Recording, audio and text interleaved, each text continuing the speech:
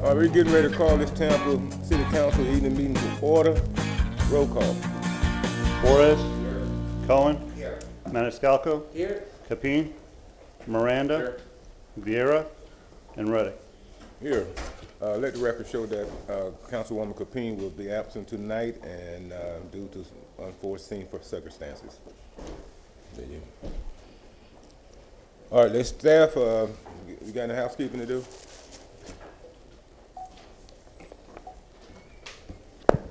Good evening, Council. Abby Feely, Land Development Coordination. Item number 1 on your agenda is a vote that had a tied vote at one of your recent hearings and has rolled to this evening for a full council vote.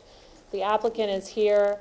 In the interim, since that case went before you, he sent us a letter, and I believe the letter was forwarded to you for consideration of a continuance in order to amend the plans and be considered with some modifications. So that being said, the petitioner is here, yes.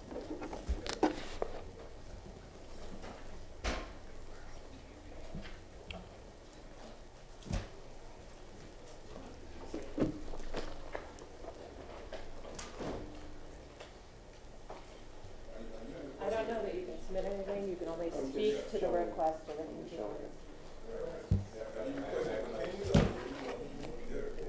I want to show the fact that I have taken the comments. Oh, my name is Leo Cannon. I'm with Barrel Project Engineering. We're the submitter on the rezoning item number 1 speaking today.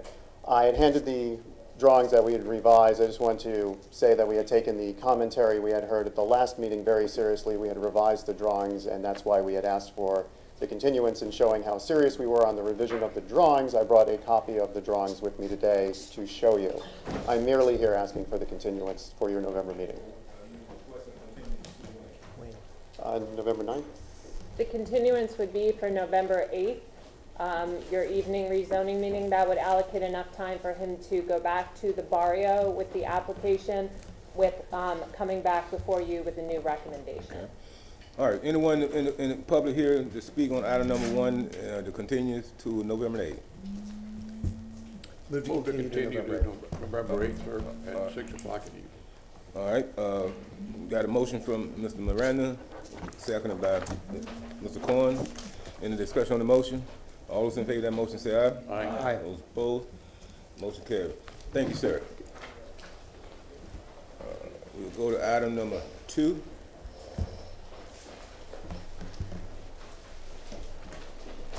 Good evening, Council. Kathy Genster on behalf of the Legal Department. This is the first public hearing scheduled for a brownfield area designation for the Madison Street Park property owned by the city. And it's the first of 2 scheduled hearings. The second one will be on September 20th at 10:30 in the morning before Council, where Council will have an opportunity to decide whether or not to approve the brownfield area designation. There's the details of the designation are on file with the city clerk in a staff report on the Madison Street Park brownfield area designation, and designation of the property will assist the city in cleaning up the environmental impacts for some financial incentives. All right, any discussion from council? All right, anyone in the public wish to speak on item number 2? Seeing none? We just need to move to close the public hearing. Yes. Announce the date of the second one, please. The clerk can do that, but you can close the public hearing. Move to close. Second. All right, got a motion from Mr. Goins, second by Mr. Suarez. All those in favor of that motion say aye. Aye. Opposed? All right. Thank you. The second reading and adoption. The second public hearing will be held on September 20th, 2018 at 10:30 a.m. All right, can we get a motion to open up remaining Move public? to open Items 3 through 6. Second. All right, got a motion from Mr. Suarez, second by Mr. Miranda. All in favor of the motion say aye. Aye. Opposed? All right, we go to public hearing, item number 3. And if you're going to speak on the remaining items on the agenda, 3 through 6, please stand and be sworn. If you're going to speak, please stand and be sworn. Mr. Chairman, we have speakers downstairs. We'll take it. Yeah. You're here. Yeah, let us run the show. Yeah. All right. Do you swear tell the truth, the whole truth, and nothing but the truth? All right, item number 3. Good evening, Council. Ryan Manassi, Land Development Coordination. The petition before you is AB 2-1816 for the property at 3800 North Nebraska Avenue. The current zoning is CG, and the future land use is CMU 35. The Development Review and Compliance staff has reviewed the application and finds it inconsistent with City of Tampa land development regulations. The 3800 North Nebraska Avenue site's existing use is a daycare facility. The proposed special use for the petition is a small venue, beer and wine consumption on premises, and package sales off premises consumption, with the proposed use of microbrewery. The floor plan shows 193 occupants and 8 employees. Required parking is calculated using the City of Tampa Building Life Safety Code, which requires 0.25 spaces per person, multiplied by 193 occupants, requiring 48 spaces, and then the manufacturing use at 0.6 spaces per employee, multiplied by 8 employees, requiring 5 spaces. The total required parking is 53 spaces, and the site plan shows 50 provided parking spaces. That's a 6% reduction. The proposed AB sales area inside is 7,628 square feet and 7,505 square feet outside, for a total AB sales area of 15,133 square feet. The proposed site plan states that hours of operation will be pursuant to Chapter 14, and all permits issued after April 1st, 2011 shall be kept on site. A copy of the adopted ordinance and associated site plan. Also, no amplified sound after 11 p.m. and that the project shall comply with Section 27240 East Tampa Overlay District Design Standards. Again, minor corrections are listed in the staff report, as well as there's a site plan marked up with the corrections that will be needed between first and second reading. The waivers come from Section 27283.7, the 53 parking spaces required and only 50 provided. Again, that's a 6% reduction. And also Section 273.12J, the code requires ingress and egress from non-residential parking lots to access arterial or collector streets, and East Stratford Avenue is a local street. Again, land development coordination as well as transportation found it inconsistent due to 27283.7 and 27283.12J. Planning and urban design found it inconsistent as well. Urban design believes that this project would create an adverse impact on the abutting residential parcels and the surrounding neighborhood community. The increase in intensity, traffic, noise, and trash and accumulations creates a need for the buffer screening as required for residential neighborhoods. There is a design exception 1 applied for by the applicant, DE1 18180, for the fence and the buffer reduction. The distance separations required are for in an urban village are for AB sales establishments within 250 feet, and there are none. And Hart Metro Rapid Route typically runs weekdays from 4:24 a.m. to 12:42 a.m. and weekends 5 a.m. to 12:40 a.m. The property is located in East Tampa Overlay. It lies within the East Tampa Urban Village and is in the designated mixed-use corridor. Nebraska Avenue is a transit emphasis corridor as well. I'll go to some pictures.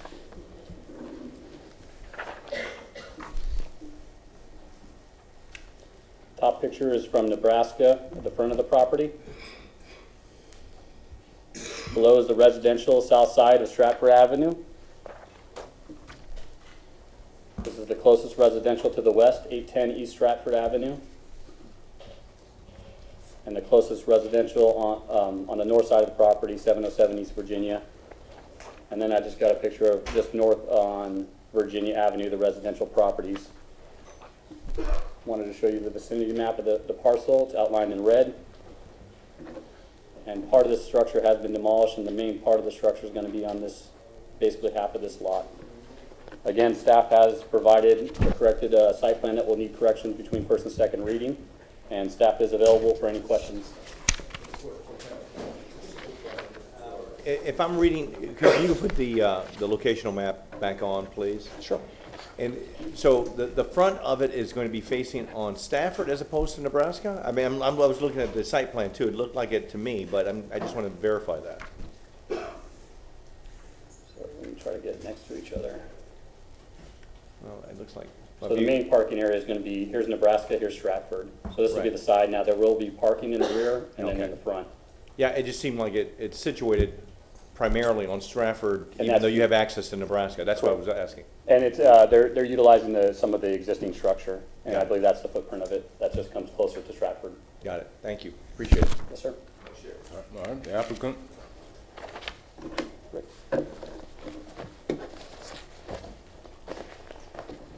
Good evening, council.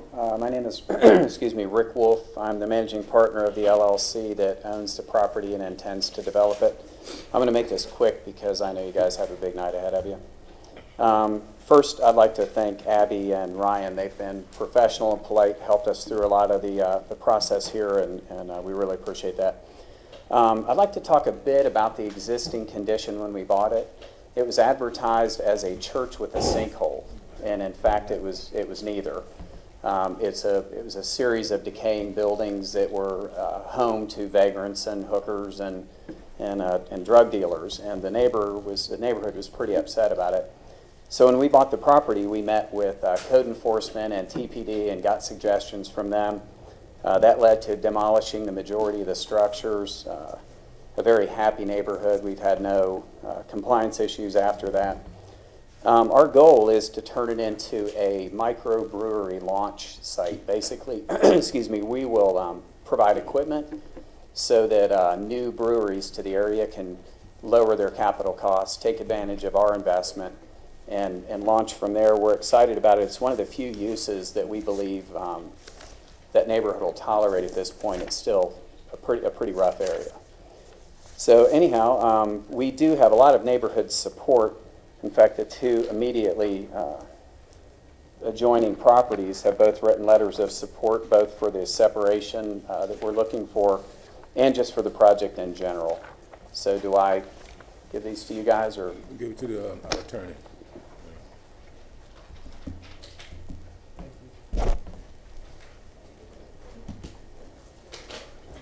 I didn't bring a lot of visuals, but just to give you kind of an idea of what the finished product will look like in contrast to what you saw a moment ago, I'll share this with you.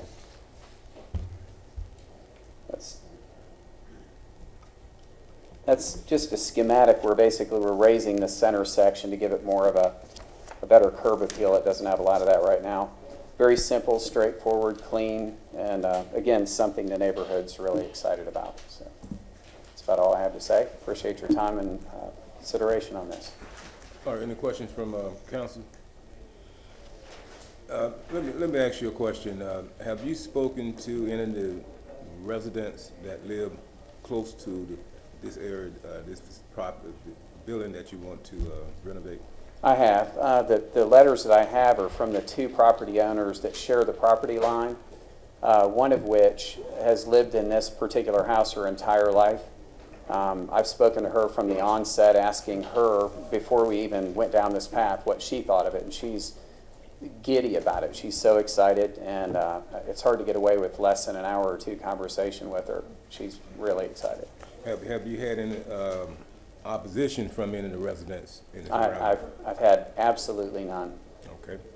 All right. Anyone in the public wish to speak on item number 3?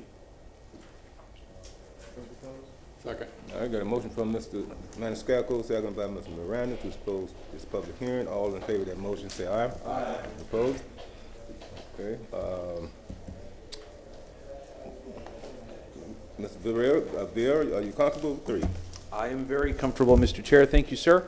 I move an ordinance being presented for first reading consideration, an ordinance approving a special use permit S2 for alcoholic beverage sales, small venue consumption on premises and retail package sales for off-premises consumption and making lawful the sale of beer and wine at or from that certain lot, plot, or tract of land located at 3800 North Nebraska Avenue, Tampa, Florida, as more particularly described in Section 2, providing that all ordinances or parts of ordinances in conflict are repealed, providing an effective date. Second.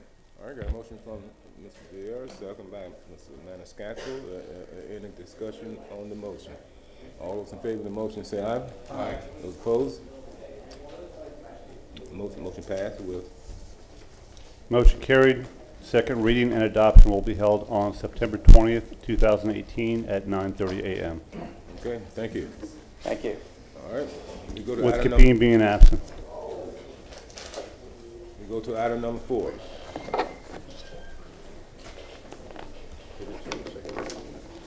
Did you say this, did you mention about when the second reading gonna be? Is that September 20? Okay.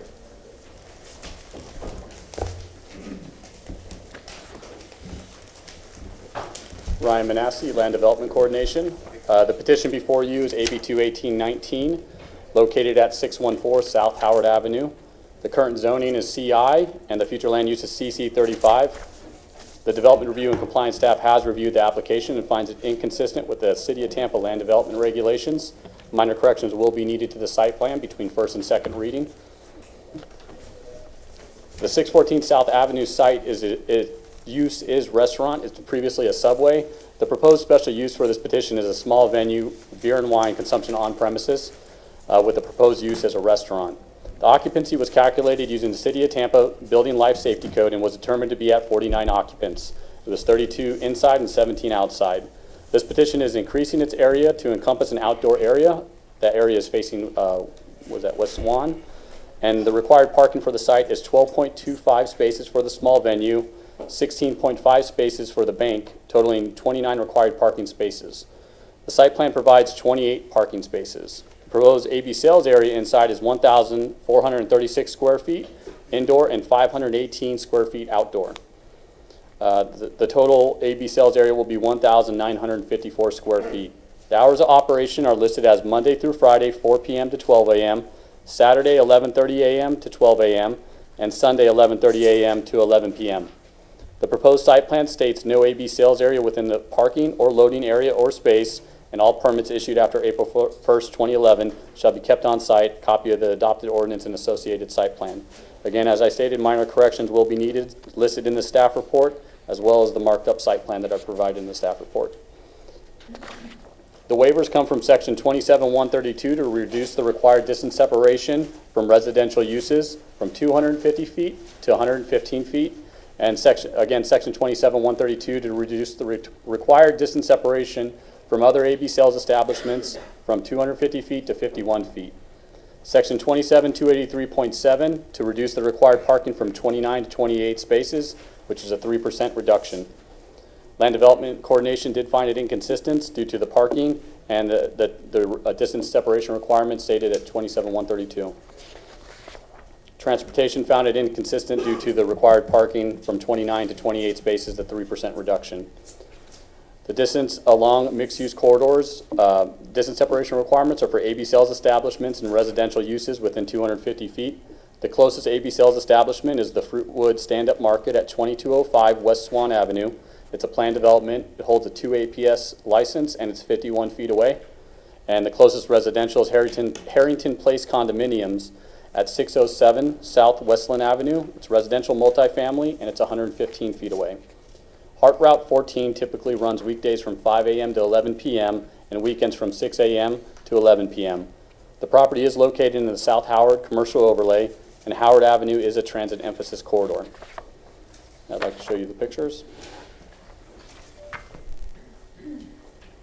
This is the subject property. That's going to be the restaurant. Here's Chase Bank, which is next door. This is looking west on Swan, in front of the subject property. This is looking south on Swan. This is from the parking area facing south.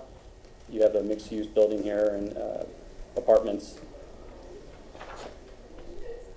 And then this is looking north. This is the north parking lot area facing west. The CVS across the street again showing the front of the bank, and then the restaurant would be over here. To give you the vicinity of the parcel. Here's Swan Avenue, here's Howard, and it's this corner parcel right here.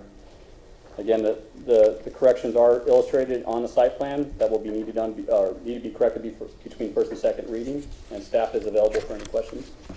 All right. Any questions from council? All right. Anyone in the public wishes to speak on item number 4? The applicant. Oh, I'm sorry, the petitioner. Moving a little bit fast. Petitioner? Price. Good evening, City Council members. My name is Price Giles. I actually have a copy of our menu if you want to check it out, and letters of recommendation. I don't know if you want to check that out. Yes. All right.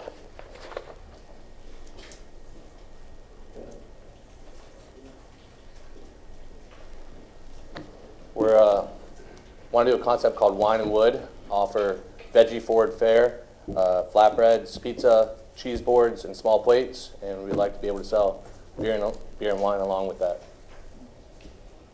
All right, any question from council? Okay, Mr. Miranda? Yes, sir, Mr. Giles. And your operation, your restaurant, is this going to be an R where you have 51% food, 49% alcohol? I'm sorry, repeat that? This license that you're applying for? Yes, sir. For your restaurant, is this going to be specifically for an R restaurant where you have to have 51% of food and 49% at most of wine and beer? I thought we were going for a small venue. Well, I'm just asking you what you're asking for. Yeah, we're asking for a small You're venue. asking different than that? Yes, sir. All right, thank you. Okay, anyone else from council? If I could ask a question of staff, real quick. Along the lines of what Mr. Miranda was talking about, on a small venue, there is no requirement, is there any requirement at all in terms of providing proof of the 5149 mix? There's not. Okay. So, for an example, he can come here and say that he wants it, and regardless of what happens later on, the new owner comes in and stuff, they're still going to have that ability to sell beer and wine at that location, regardless of whether or not they're selling food. Is that correct? Correct, sir. Okay. The alcohol zoning goes with the property. Correct. Okay. I just want to make sure. Thank you. Yes, sir. You named the place Wine and Wood. Yes, sir. What is the purpose of the wood? Wood is our, we're using an all-wood burning oven, Okay. so we cook our pizzas in there. And wine, because we like to serve wine along with pizza. Oh, okay, all right. Just curious. Yeah, no problem. You get a little, you do what you think is a piece of Mr. Cone. I see you here, you have a letter from the Chase Bank. Yes, sir. Who you share the venue with. Is it your vision that they would be doing most of their business during the day and you during the night, and you'd be able to share each other's parking? Is that Our hours are 4 to 12, Monday through Friday, and the bank closes at 6. So in our lease, it says that we can have the parking after they close, so that parking opens up to us. So you've got a 2-hour overlap and then Yes, it's sir. free to you? All right, anyone in the public wish to speak on item number 4? Yes, ma'am. I'm Paula Stahel, 308 South Albany Avenue. I'm an executive board member of the newly formed Soho Neighborhood Association, which covers Courier City / Oscawana Ware. The residents of our neighborhood have a long history of opposing liquor licenses going up on South Howard between Swan and Kennedy, because they are brought in to bring in as much money from people who want to get as drunk as possible for as little as possible. It is a great pleasure to stand here tonight and say our neighborhood, our residents, and our association are heartily in favor of this proposal. It's going to be an enhancement to the neighborhood. It is going to attract an older, professional, more sophisticated crowd. And we're all looking forward to your approving it. Thank you very much. Thank you. And I wish you all a good night. We wish you a safe passage. All right, anyone else? Permanent seat. Anyone else wish to speak on item number 4? Second. All right, I got a motion from Mr. Maniscalco, and seconded by Mr. Corner to close the public hearing for item number 4. All in favor of that motion, say aye. Aye. Opposed? All right, Mr. Miranda? Okay, Mr. Maniscalco? Thank you very much, Mr. Chairman. I have an ordinance being presented for first reading consideration, an ordinance approving a special use permit S2 for alcoholic beverages, sales, small venue, consumption on premises only, and making lawful the sale of beer and wine at or from that certain lot, plot, or tract of land located at 614 South Howard Avenue, Tampa, Florida, as more particularly described in Section 2, providing that all ordinances or parts of ordinances in conflict are repealed, providing an effective date. Second. I got a motion from Mr. Maniscalco, seconded by Mr. Corn. All those in favor of that motion, say aye. Aye. Opposed? Aye. Motion carried. Second reading and adoption will be held. Motion carried with Capeen being absent Motion. and Miranda voting no. Second reading and adoption will be held on September 20th, 2018 at 9:30 a.m. All right. At this time, We have some special guests here with us tonight, and I'm going to recognize these special guests before we go to item number 5. And that is the Mayor Youth Corps. Would you young folks please stand?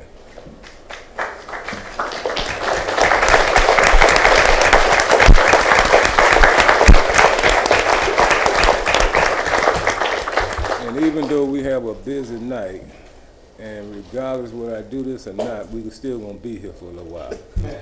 So I'm going to ask each one of you to come forward, state your name and the school that you attend. And for the people standing up, those seats are reserved for them, so don't take this seat. Just come across, yeah, to the podium, yeah. State your name and school. My name is Indu Parameshwaran, and I am a sophomore at Middleton High School. Thank you. You go back to your seat. Hi, I'm Amy Etheridge, and I'm a sophomore at Plant High School. Thank you. Hi, I'm Emily Mosbaugh, and I'm a senior at Tampa Prep. Hi, I'm Christy Feinberg, and I'm a junior at Tampa Prep. Hi, I'm Charlene. I'm a sophomore at Carroll Day School. Hello, I'm Hirsch Kabaria, and I'm a junior at Hillsborough High School. My name is Jordan Jasper, and I'm a sophomore at Plant High School. My name is Patrick Hudson, and I'm a junior at Jesuit High School. My name is Isha Babu, and I'm a junior at Robinson IB. My name is Michelle Jairaj, and I'm a junior at King High School. My name is Ali Khan, and I'm a junior at Berkeley Prep. Hi, I'm Presley Price, and I'm a junior at Plant High School. Good evening. My name is Robert Morrison, and I'm a senior at Jesuit High School. Hi, I'm Sarah Johnson. I'm a senior at Cambridge Christian. Hi, I'm Ira Lee, and I'm a junior at Carroll Day School. I don't know, Mr. Chairman, but I haven't heard Jefferson here in 2 years. Thank you for being here, and we wish you the best with all of your futures that you have ahead of you. All right, here's what we're going to do. We're getting ready to go to number 5, and we have a huge crowd here, and those are downstairs. I'm going to suggest to you, once you speak, that you remove yourself back to the chamber we have open downstairs, so we can allow the people downstairs to come up that wants to speak. You're not going to help us if you stay up here and they stay down there, and we don't have room for them in this chamber. So we hope that you be kind enough to do that. And we will have someone monitoring this, letting them know when you leave, someone else can come in. We want to get through this as fast as possible. All right? Now that is understood, we'll go to item number 5.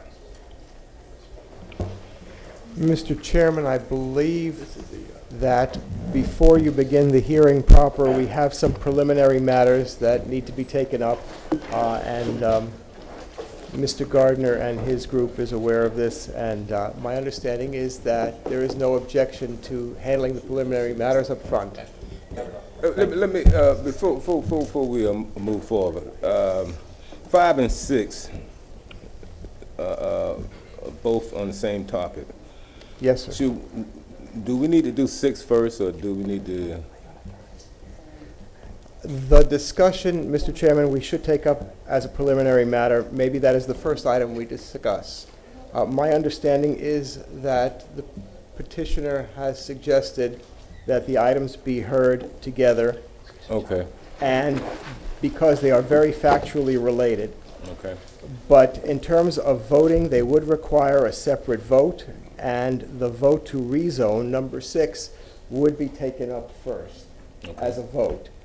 With regard to that, Mr. Chairman, I just want to remind council that that being the case, council should be reminded that the rezoning and the alcohol have different code criteria that apply, and that it is suggested that when the time comes for you to deliberate, that you be sure to apply the correct code relative to whether it's the rezoning or the alcohol. And those are contained within your staff reports. Mr. Gardner, is there anything you need to address or add with regard to this? No, Truett Gardner, 400 North Ashley Drive, on behalf of the applicant. This is actually very similar to the Tampa Yacht Club situation where it was actually the same applications, a PD site plan and an S2. It worked very well there to open both up because the facts are going to be the same. We don't want the people in the gallery to have to speak twice, so we are fine with that. Marty is correct that the law is different, and so we want that to be clear, and 6 would have to go before 5. And then from a procedural standpoint, in essence, we would get 15 minutes for both, one for the rezoning application, the other for the S2. I want to let you know that we're going to try to get through our case in chief in far less than that, and we would ask for that additional time to be added to our rebuttal.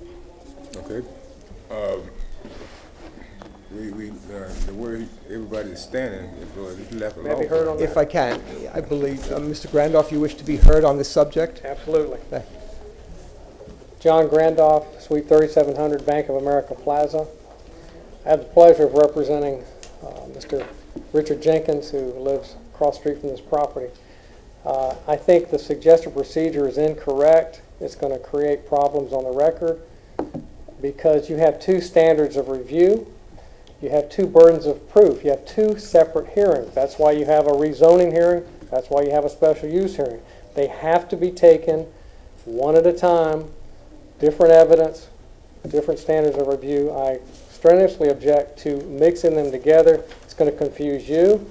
It's going to confuse the record, and we're not going to have a solid decision. So I ask that they be taken in the following order, that the plan development be handled first because you cannot serve alcohol on residentially zoned property. This property is currently zoned residential. So the PD has to be considered first in this sequence. I think it's error to do otherwise. Who else is here that representing someone that wish to speak? I'm joined. You already indicated that you represented someone. Right, I represent Mr. Jenks. I also have a pending issue with the board. I'm also joined by other members of the Florida Bar, Mr. Dennis Levine, Lisa Shasteen, Kirk Kumagai, Jennifer Dietz, Rob Soriano, and they join me in my comments that I've just uttered to you. Okay. And all the people you just mentioned, they plan on speaking? Yes. Yes, sir. Not now. Right. In the hearing. I'm just speaking now on this issue and on the pending letter that I have before the council. Okay. All right. What is the advice of legal? Do we wish to have Ms. Kurtz speak? Curtis here. Thank you, Rebecca Kurt, Legal Department. City Council, everything that everyone basically has said is correct. There are 2 different standards, and the rezoning does have to be approved, or there is no AB permit. That being said, City Council has recently done this, and I'm sure you've done this more than once. You do this when you have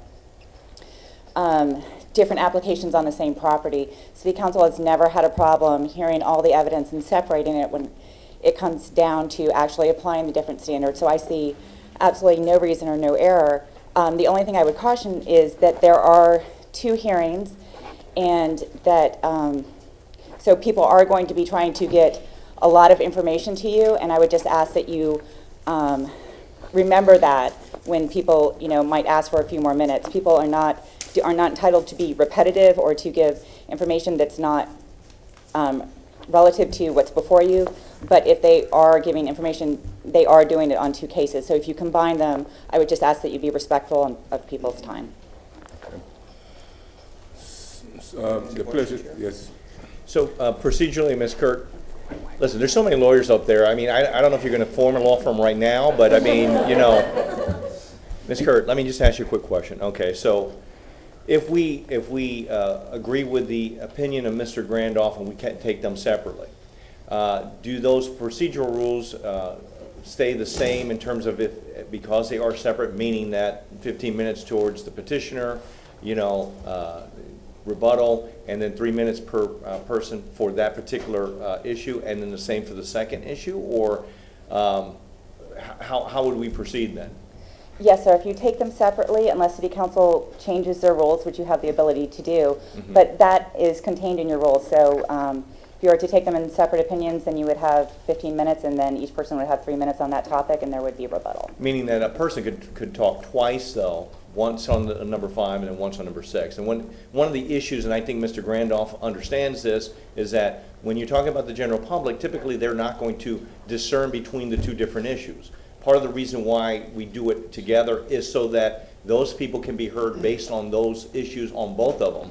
And if you feel that that is not a proper process, and our attorney's saying that it is okay to do, because we've done it before, and that's what you're saying. Is that correct, Ms. Kirk? Mr. Shores, I'm saying because you've done it before and there was no due process violations when you've done it before, not just because you've done it before. Right. And as long as City Council is mindful that, you know, if there were 2 separate hearings, people would have 6 minutes, right, and they may need a little extra time. However, the reason that we generally combine them is a lot of the facts and information that you will hear are the same. Right.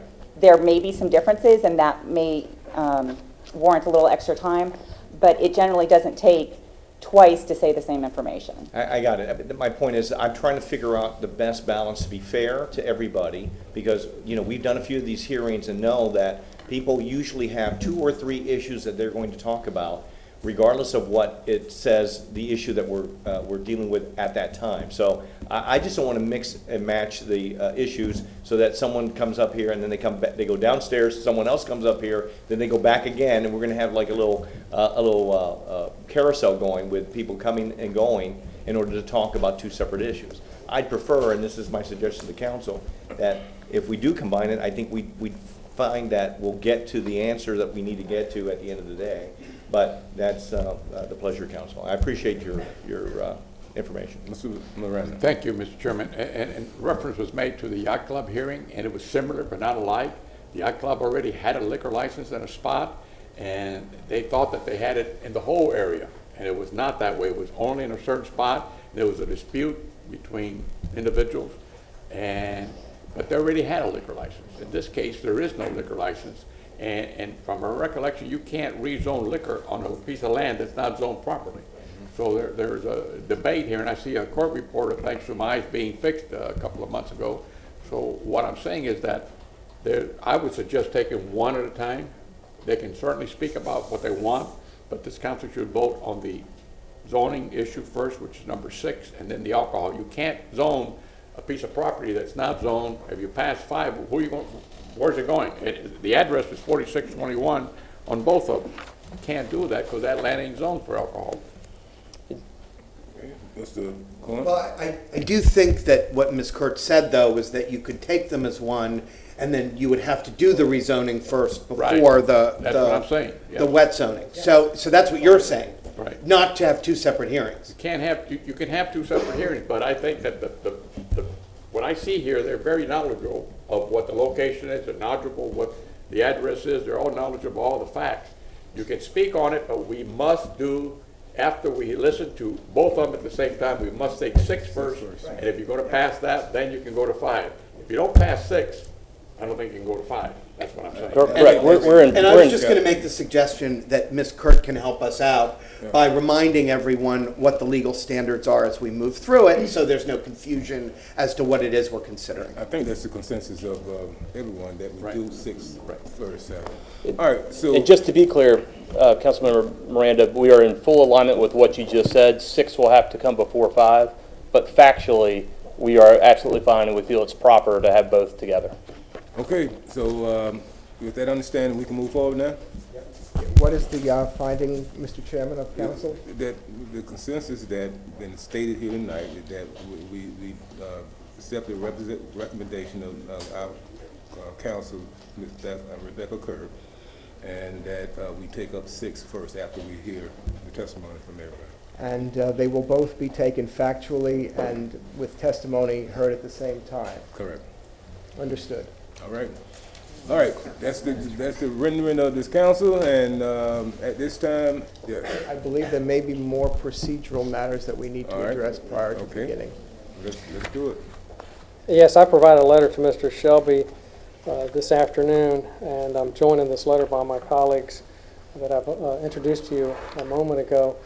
And the letter takes issue with the delivery of the staff report, which was not released to the public until Wednesday at about 4 o'clock.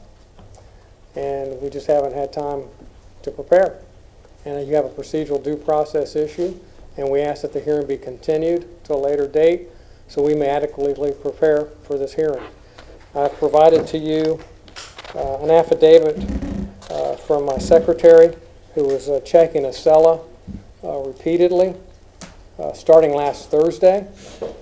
Under typical procedures, the report's always available the Thursday before the following Thursday hearing.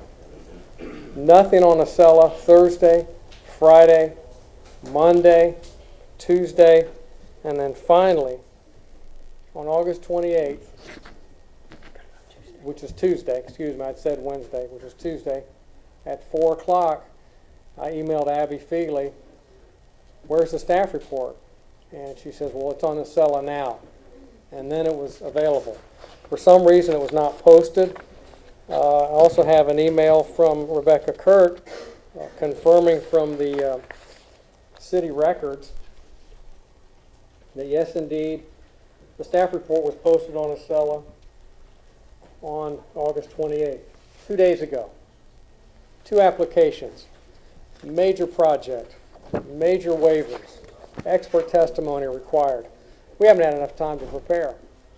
Any attorney worth his salt knows that is enough time, not enough time to prepare, and I respectfully request that you postpone this hearing until we can review the staff report and adequately prepare. The staff report changed from the initial DRC meeting because it included new issues, new waivers, omitted required waivers, required site plan modifications, inserted a new issue of a bed and breakfast being an accessory use, and other things that cannot be digested in a day and a half professionally. I respectfully request that the meeting be continued at least until after November 14th, which is the time of the HBC application. Mr. Sheridan, has council been provided that letter? Yes, I did receive, it was in my mailbox this afternoon, and I do have a copy here, and... Do you have a copy? I don't have a copy. Nor do I. None of us got a copy. Yeah. I apologize, counsel. It came in late this afternoon. And I'm not saying it is, excuse me, I didn't say Mr. Shelby did not put it in, but we had a morning session, we left. We don't come back from when we left at 1 o'clock last night to 4:45 or 5 o'clock or 5:15, so there was no way we could see it. Well, that being said, counsel, I can either provide it to you now, we can take a recess and provide it to you. I should also point out that as we began filling the room tonight, I received a response from Mr. Gardner's law firm, and I believe he would probably want to address it as well. I have that letter too, and I was going to place both of them in the record. It's counsel's pleasure as to whether you want to review the letter before you make any finding. Well, let us hear from Mr. Gardner, and then I want to hear from our legal, Ms. Kirk. Did you want? Yes, sir. Rebecca Kurt, Legal Department. I would suggest listen to Right, and that's what I'm saying. I want to hear from Mr. Gardner first. And Oh, then, I'm sorry. yeah, I misunderstood. Good evening, David Smith, 401 East Jackson Street. I co-counsel with Mr. Gardner on behalf of the applicant. In response to the letter that we received, we did file a response, and Mr. Shelby was a recipient, and he has it for you, but we can quickly summarize. Basically, the argument you heard is empirically false and legally wrong. Ever since I was city attorney in 2004, the process required by the code was to deliver the report to the clerk, which is the authorized representative to receive the actual report. The creation of Acela is an administrative convenience that does not create a due process obligation on behalf of the city. so that's factually inaccurate and legally inaccurate. But additionally, the issue attended to a due process claim is whether or not the people are receiving a fair opportunity to be heard. And as you know, our process is such that there are frequently amendments between the first hearing and the second hearing. There's also opportunities during the presentation itself to be heard. So there is no constraint that rises to the level of a denial of due process. It's procedural due process we're talking about. There's case law on point, and it essentially establishes a different standard applicable to a property owner, which in this case is the applicant, and that applicable to a third-party participant, which in this case is the parties that Mr. Grandoff is representing. So we would submit to you that there is no denial of due process under any stretch of the imagination, nor is there law or fact to support the assertion that this is somehow improper. Mr. Grandoff has been here as long as me, if not longer. He understands the ability to get the report from the clerk's office. You will also note the report was filed with the clerk's office on the 23rd of August, so there's really not been any impairment of the ability to know what's going on. As you will also hear during the testimony, there have been something like 80 meetings with the public, so there's no real surprise as to what the issues are and what the responses would be. So we would submit there's no bias, nor is there any legal basis for the idea of continuing a hearing for failure to timely file on his perception with Excella, because there's no requirement under the city code. Thank you. Okay. May I respond? You may respond, and then we want to hear from our city attorney. Okay. Well, members of council, the Excella system is the gateway to all of the land use applications. You're required to file with Excella. Have you checked Excella? It's on Excella. The neighborhoods follow Excella. That is the gatekeeper of applications. How could these folks possibly know that, oh, you got to go check with the clerk's office? There's nothing to put them on notice that you can't find it on Excella and you got to go look somewhere else. I even rely on Excella in my professional practice, and we couldn't locate it. That's not fair. Procedural due process requires adequate notice of the action that's going to be taken and a reasonable opportunity to be heard. How can you possibly have that opportunity to receive the staff report, which changed the deal a day and a half ago? The alcoholic beverage special use application staff report was on Excella August 23rd. Everybody got it. I got it. I read it. I went through it. We distributed it. We looked for the PD report. Nothing there. Look for it Friday, Monday, Tuesday. So it makes the AB report makes it on Excella on Thursday. But where's the PD report? I'm not suggesting anything nefarious. It just happens, but it didn't get on, and these folks that have a right to be heard had no opportunity to look at it. How is that fair? When did you get the report?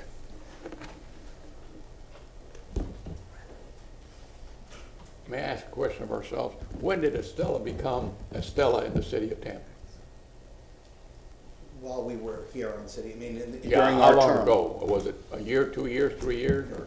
A couple of years, a few years.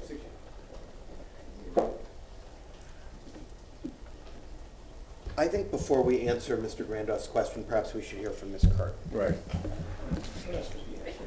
Well, he asked a question. Thank you. Rebecca Kurt, Legal Department.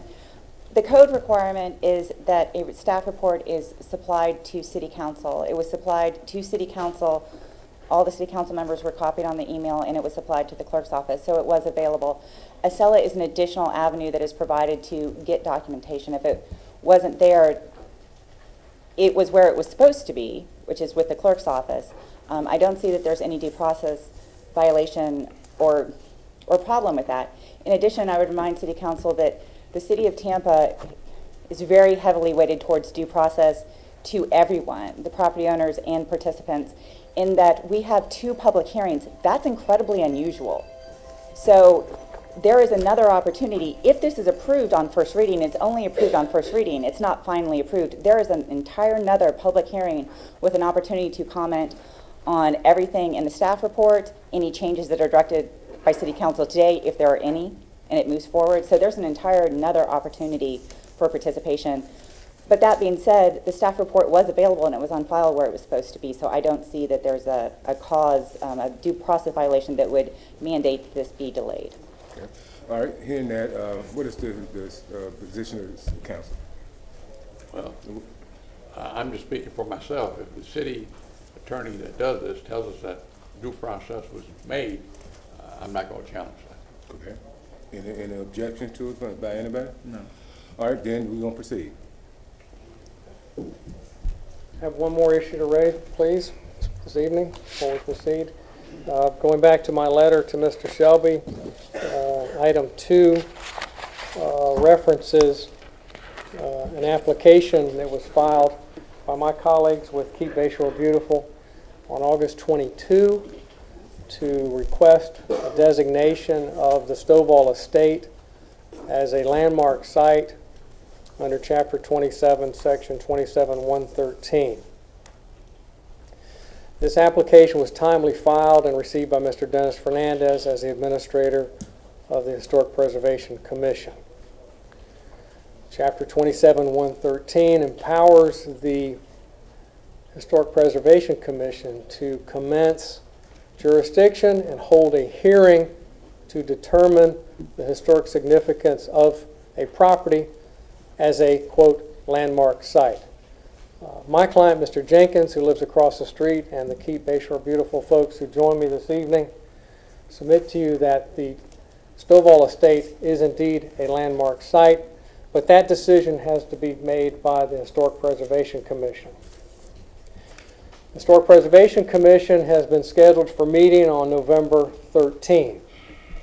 The property owner has a right under Chapter 27-113 to initiate a proceeding of proof that it's an economic hardship to have his property designated as a historical landmark site. 27-113 also gives the Architectural Review Commission jurisdiction over any rezoning or special use application after the property has been designated as a landmark site by the HPC. This is a classic cart before the horse issue. If you have a pending application to designate property as a landmark site, you cannot go forward with a planned development rezoning which will despoil the landmark status of the Stovall Estate and render the application useless. So I submit to you that you should postpone the hearing this evening to a date after November 13, when the Historic Preservation Commission can consider the landmark status of the Stovall Estate. And if they do so, then the application for rezoning and the special use application must go to the Architectural Review Commission.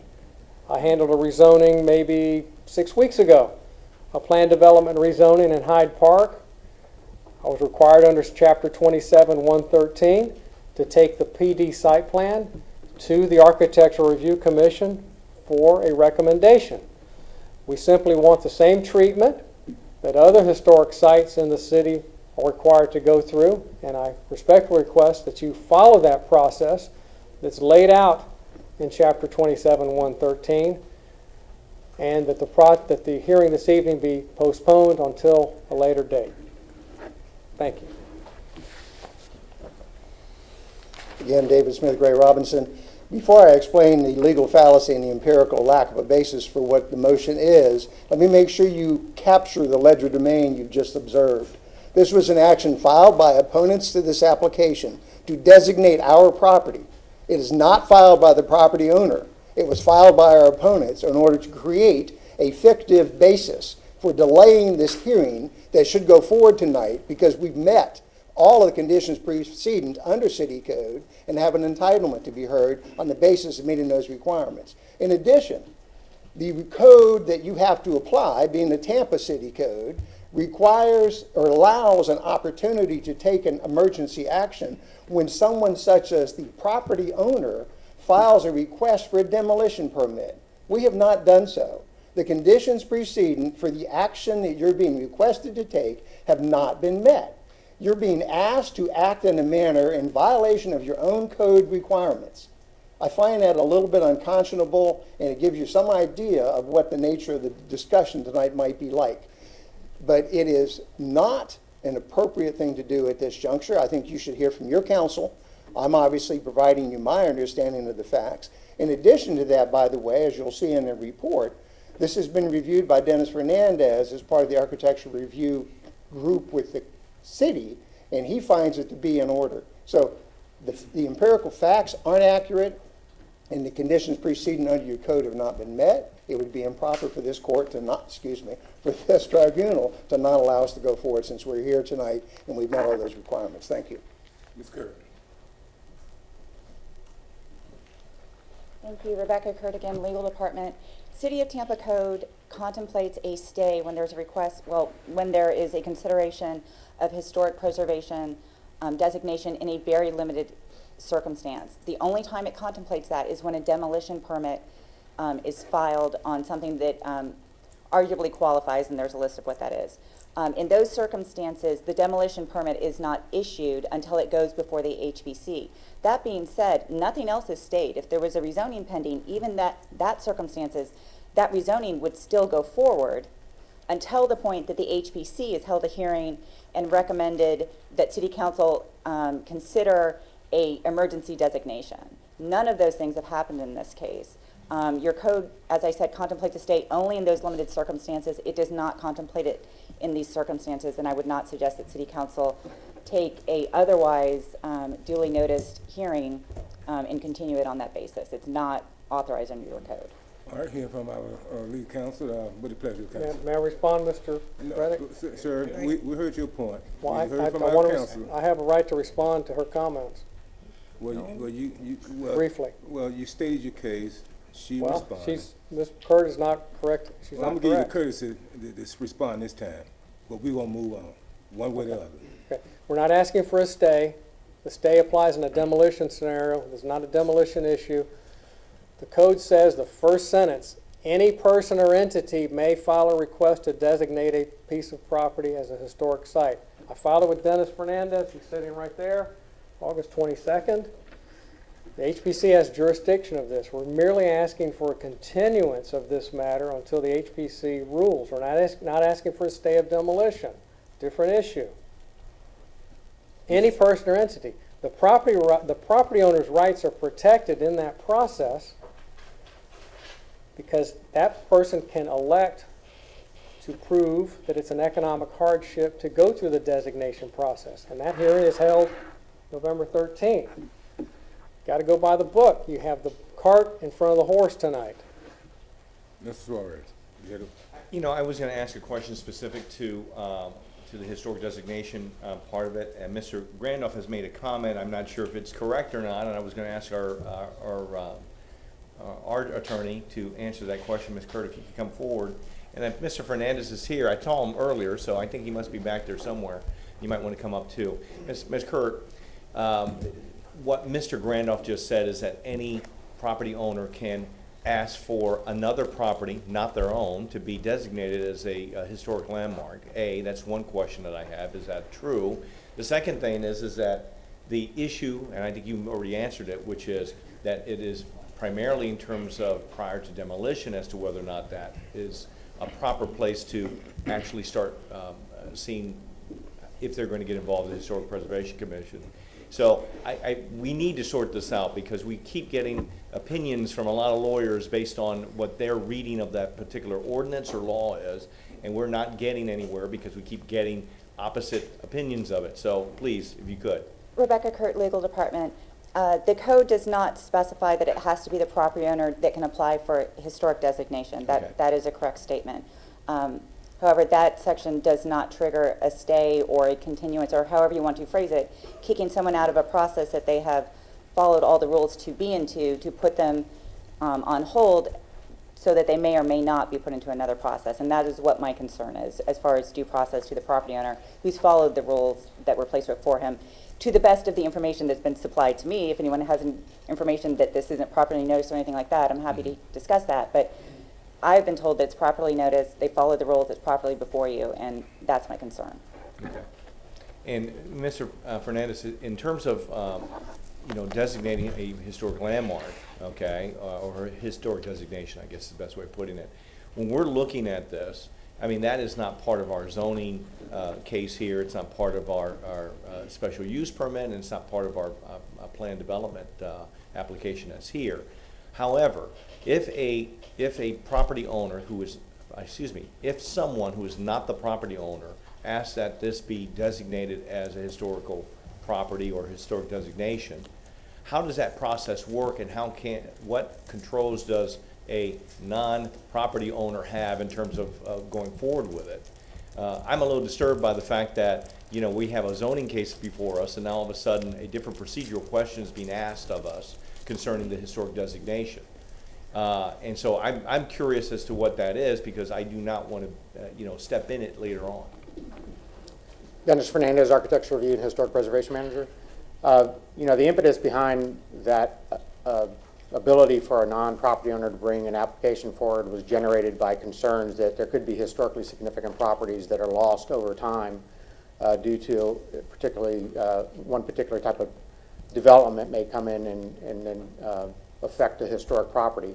So in addition to having the HPC process, the HPC staff also participates in the PD review process and essentially evaluates the PDs as they would affect a property that could be potentially designated locally. This property is listed on the National Register of Historic Places.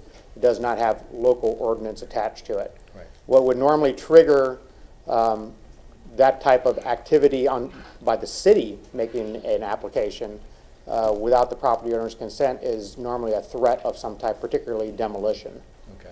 So, so you're saying that it's typically put in there specifically to protect a building most of the time?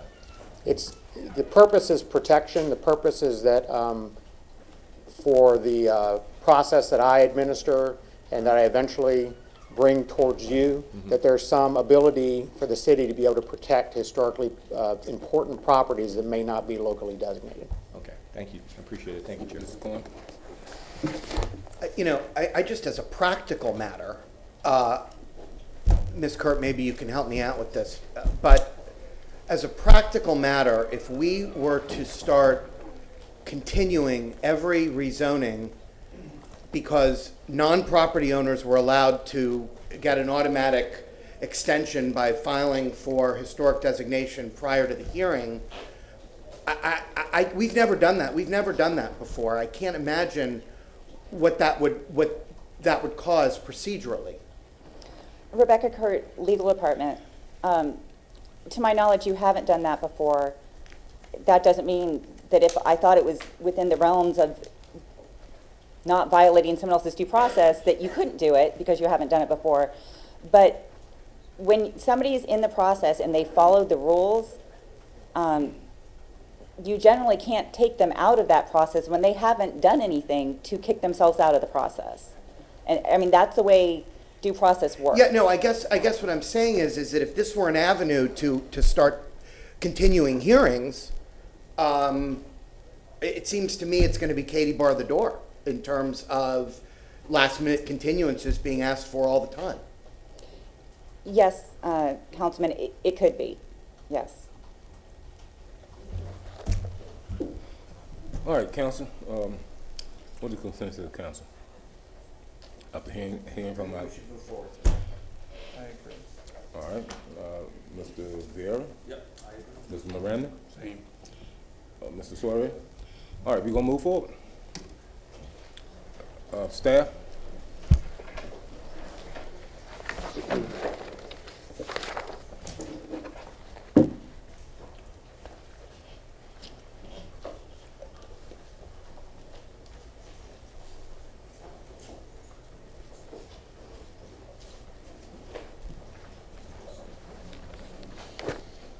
Abby Philly, Land Development Coordination. Item number 6 on your agenda tonight is REZ 1831. It's located at 4621 Bayshore Boulevard. The request before you tonight is from an RS 150 residential single family to PD Plan Development, Recreation Facility Private, Accessory Bed and Breakfast, and Detached Single Family Residential. There is one waiver being requested with this rezoning application, and it is actually to preserve an existing buffer that is on the property, not to ask for relief from any code that is before you. The buffer that is currently out on the property consists of a fence and wall height on the north and east that is at 7 foot caps, 6 foot height with 7 foot caps. And if anything were to happen to that existing buffer in its current configuration, it could not be reconstructed in that configuration. So this waiver is to preserve the existing buffering that is currently located on the property on the north along Coachman and on the east along Bayshore Boulevard. I will let the Planning Commission speak, and then I will finish my presentation.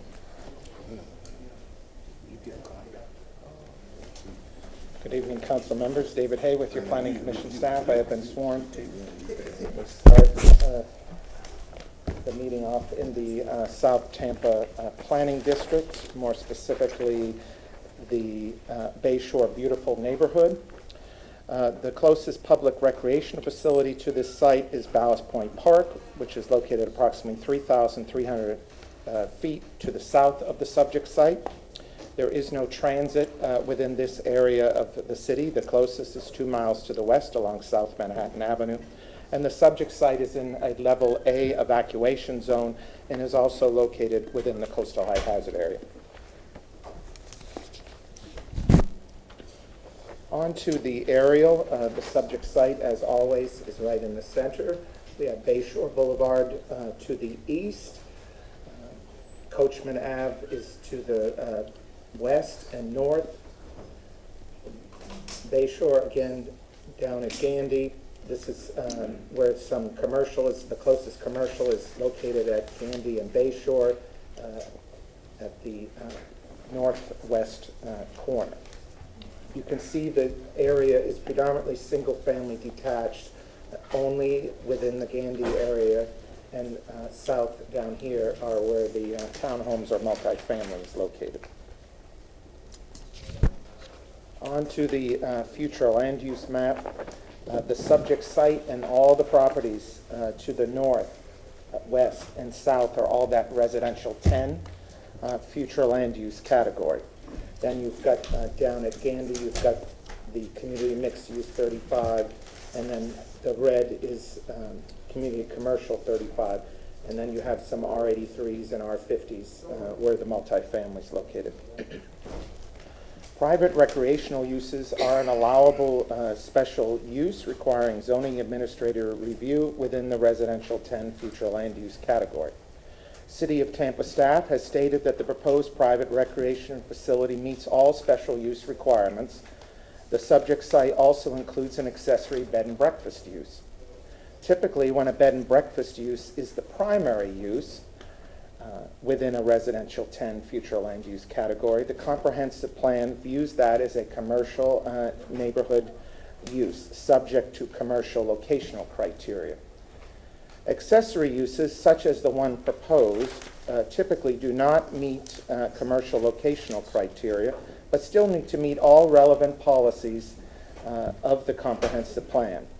It is the Planning Commission staff's finding that the overall scale of the bed and breakfast use, that it is limited to an accessory use and has to meet all the requirements under the code for an accessory use. It is limited to 5 units, and its overall placement on site mitigates for any potential impacts. As Abby was, as the previous people were saying, the Stovall House was built in 1909 and is listed on the National Registry of Historic Places.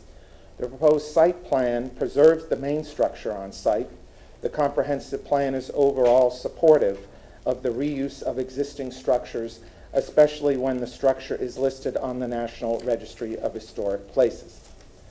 The subject site is also located within the coastal high hazard area.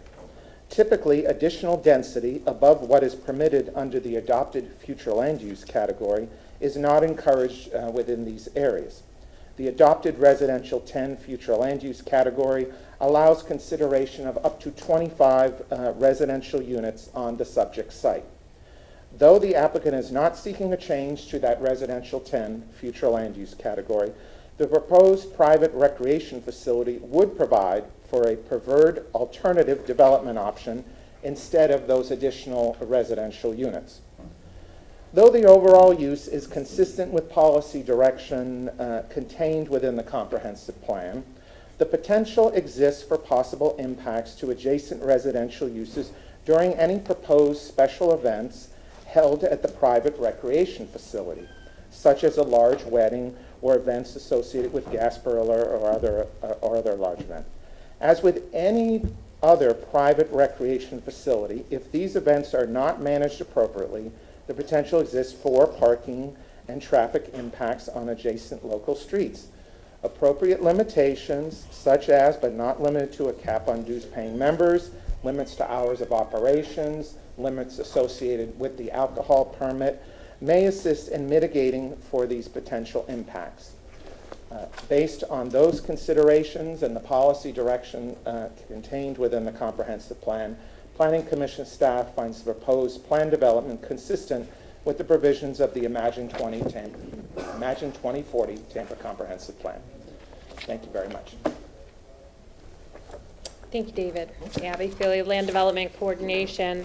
The request before you tonight at 4621 Bayshore Boulevard is from single-family residential to planned development to allow for private recreation facility with accessory bed and breakfast uses or detached single-family residential.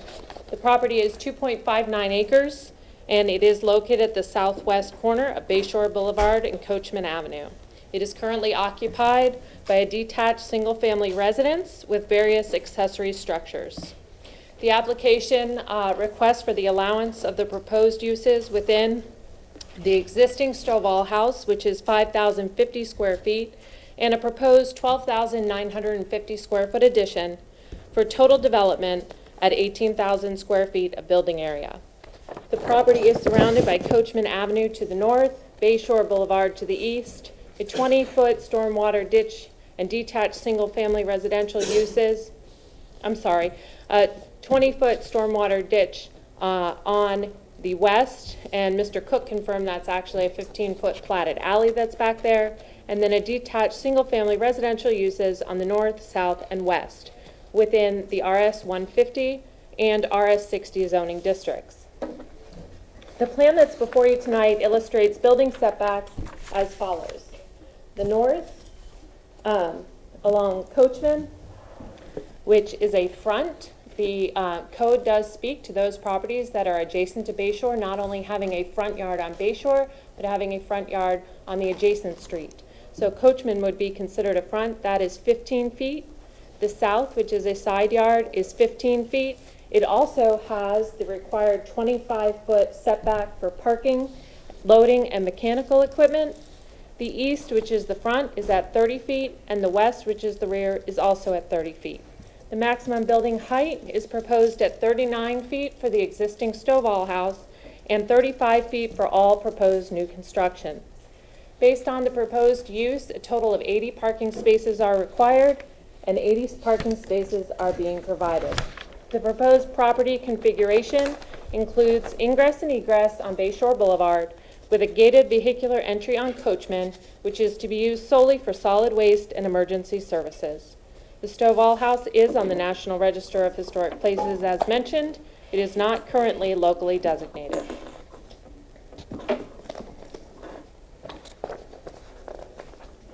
I'll go ahead and show you the zoning atlas. The property is shown in green. Coachman to the north, wraps around and then heads westerly. Bayshore Boulevard to the east, Bayshore Court to the south. As you'll see, that strong red line that abuts on the rear of this property is the line between the RS 150 and what then picks up as RS 60.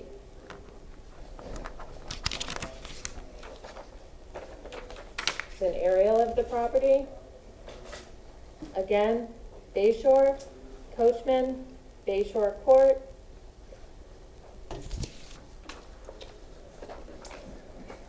I do have pictures of the property to show you. I'm smiling because Mr. Cohen saw me out in the middle of Bayshore on the median, bad foot and all, taking my own pictures, which I always do. This is from the corner of Coachman looking south.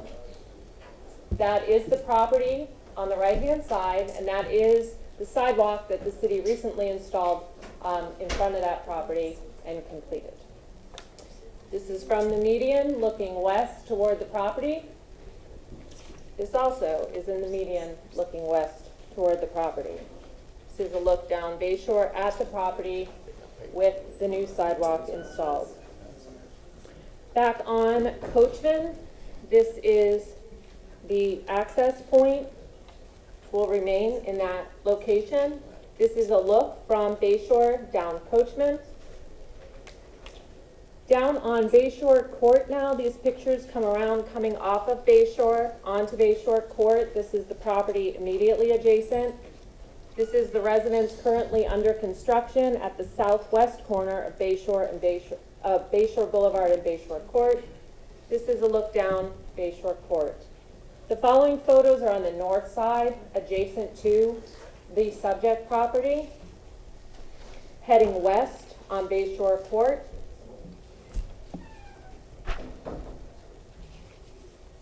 And then on the south side, adjacent to that new contemporary construction, single-family residential, again, heading east.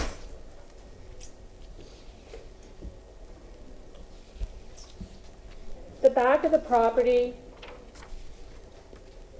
this area here on Coachman coming back toward the property, these next pictures are going to take you down in that area and back toward Bayshore. This is the property immediately adjacent at that curve in Coachman. Here's the subject as you come upon the turn at Coachman. This is the property immediately west. This is from Coachman looking back at that property, and now coming down Coachman toward Bayshore, there are two single-family residences. This is one, this is the other, approaching Bayshore, and then at the corner of Coachman and Bayshore, this is looking north on Coachman and Bayshore from the property.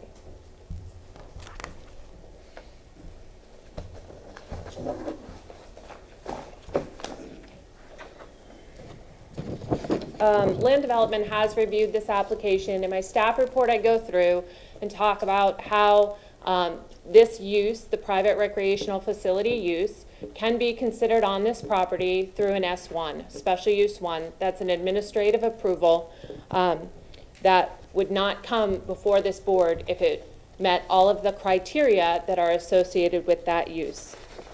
You can find that analysis on page 3 of the report. They are where membership is limited to residents of adjacent residential areas. The site shall have primary access to an arterial or collector street as shown on the major street map. Ingress and egress off of Bayshore. Bayshore Boulevard is an arterial. The building shall be constructed and maintained to be compatible with the general character of the surrounding neighborhood.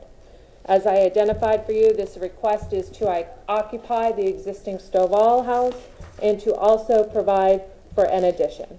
The architectural standards of the building elevations are provided to you in your package. The third is that no parking or loading areas or mechanical equipment shall be located within 25 feet of any adjoining residential. As I mentioned to you, that setback has been illustrated on the site plan and this standard has been met. Lastly, there should be one wall, pylon, or ground sign. There has been no signage that has been proposed under this application. Therefore, any signage would need to meet these standards. Secondly, the second use, the bed and breakfast use, the report goes through and I talk to you about accessory uses. What are accessory uses? How are they reviewed? Those criteria are provided as well. Any such use shall be wholly within a structure of a permitted use. Once this council would accept the application or approve the application for the use as the principal use, for the recreation facility private, the accessory use would then be within a permitted use. The second is that not more than one exterior entrance shall be permitted. The entrance would be through the principal use. The identification sign, there is no identification sign being proposed, and that such use shall not individually occupy more than 20% of the floor space of the total primary use, and all accessory uses shall not collectively account for more than 30%. Based on the square footage that would be dedicated to that use, it is less than the 20%, and therefore that standard was met. In relation to additional land development findings, I need the waiver that's listed on page 1 in relation to the fence and wall, and you could see in those pictures some of the fence and wall. It's behind a lot of the landscaping that is going to be maintained on the property, but it was identified on the plan to exceed the allowable height. If Coachman was treated as a front, in a front yard, code only allows you a 3-foot solid fence or wall. So based on the existing conditions that are on the property, that waiver is for an existing condition to remain. That condition can remain if something were to happen to the wall and it fell down, it couldn't be built back as it currently is. That's why that waiver is being requested to be included. If not, it could stay there as a non-conforming fence and wall and wouldn't need a waiver. Secondly, the stovall height, we did confirm that that is 39 feet. And the new construction is 35 feet. It wasn't, it's shown on the site plan. I just wanted it moved up into the site plan data table so that it was more clear. I need them to label each building with the number of stories, building height, and proposed approximate square footage, with an asterisk that would indicate that total square footage would not exceed 18,000 square feet. And then also to correct the site data table, and I believe Mr. Gardner will discuss this, there is an opportunity to pull some of those setbacks in tighter to the building. A lot of times when I'm before you, I say they have it dimensioned exactly to the building, and that doesn't leave any wiggle room. In this case, they actually have it more to the perimeter, and I'd like to see them pull those setbacks in tighter so that the building envelope is more closely defined and would stay within what is shown here in case of any modifications out in the field. A lot of times if we have modifications out in the field and they dimensioned exactly to the building and we have to change for grading or something, then we don't even have a foot. In this case, they have it out more toward the perimeter. I'd like to see those pulled in tighter to the existing location of the structure and the proposed location for the new construction.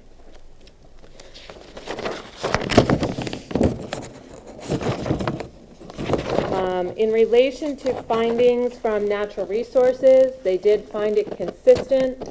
We just need the VUA, vehicle use area calculations for the trees on the site plan, and also they had some information related to plantings and green space that needed to be provided at the time of permitting. They did meet all the requirements, and there were no waivers to any of the green space requirements. Lastly, transportation needed General Note 6 to be revised, that the site will comply with Section 22103 for sidewalks along Coachman and Bayshore. As I showed you tonight, the Bayshore sidewalk is installed. The Coachman sidewalk would be installed at the time of site permit being pulled on the property. Also, they need the wall to be angled to provide for better pedestrian visibility, and they showed that in the diagram provided. With those modifications being made in between first and second readings, staff did find the application consistent, and I am available for any questions. All right, any questions from council? All right, thank you, petitioner. Well, at this moment, we would allow Ryan to go ahead and give you the alcohol presentation so that the presentation by the petitioner is comprehensive. Thank you.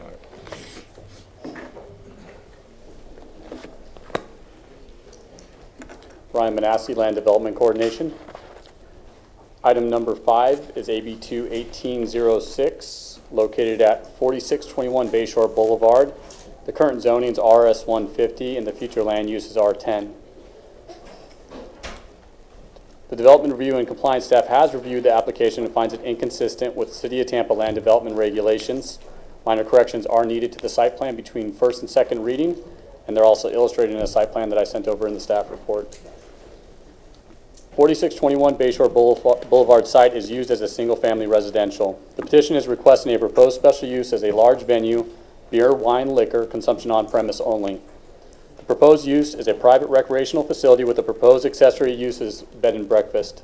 The proposed alcohol beverage sales area totals 69,750 square feet, with the indoor area accounting for 18,000 square feet. The outdoor area accounting for 51,750 square feet. The site plan requires 80 parking spaces for both the proposed uses and 73 spaces for private recreational facilities. The calculations we used for that is for private recreational facility is 5 spaces per 1,000-foot gross floor area. The gross floor area was 14,600, and 7 spaces for the bed and breakfast, and that's calculated using 1.25 per loading unit at 5 lodging units for a total of 80 parking spaces. The site plan states the hours of operation for alcohol sales indoor shall be pursuant to Chapter 14. The site plan states outdoor alcohol sales shall end by 10 p.m. on Monday, Tuesday, Wednesday, Thursday, Sunday, and 12 a.m. on Saturday and Sunday. The site states no outdoor amplified sound shall be permitted except on no more than 4 days per year when temporary special events will be held. Again, minor corrections will be needed between first and second reading. The waivers come from, the waivers requested before you for the alcohol petition come from 27-132 distance separation requirements, one for the separation from residential uses, which is required 1,000 foot to 50 feet, and the reduction of the required distance separation from institutional uses from 1,000 feet to 100 feet. Land Development Coordination did find it inconsistent due to the distance separation requirements that are not met. And those distances are from the residential single family at 4617 Bayshore Boulevard, which is zone R75 and RS150 at 50 feet. And then for institutional, it was the Bayshore Park, which is across the street at 100 feet.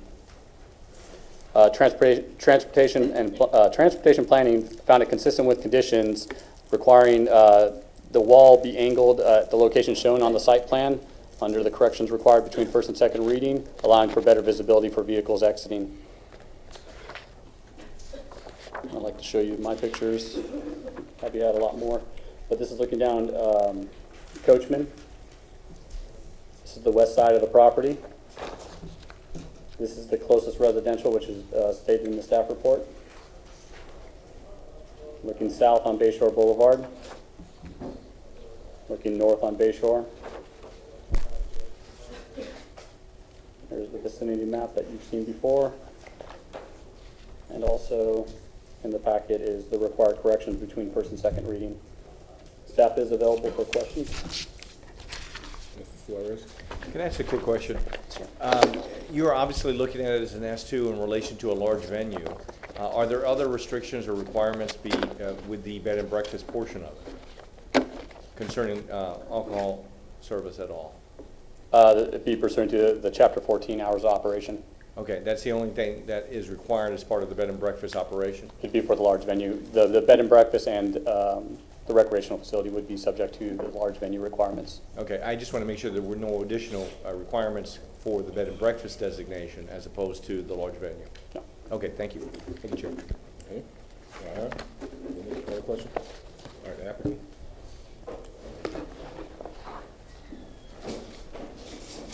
We're going to set up a couple of easels and then, I'm sorry, Truett Gardner, 400 North Ashley Drive on behalf of the applicant.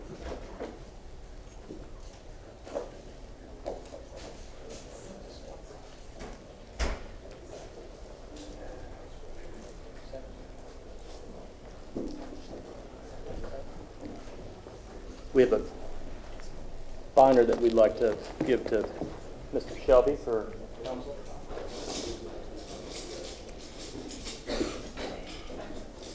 Is it possible he can bring the easel over some so it won't block the walkway? Because it's possible he can bring the easel over some. Closer to you? It might be helpful closer to us also so we can see it. Right, right. Some of us. Yeah, that's good. That's good. That's good. Okay.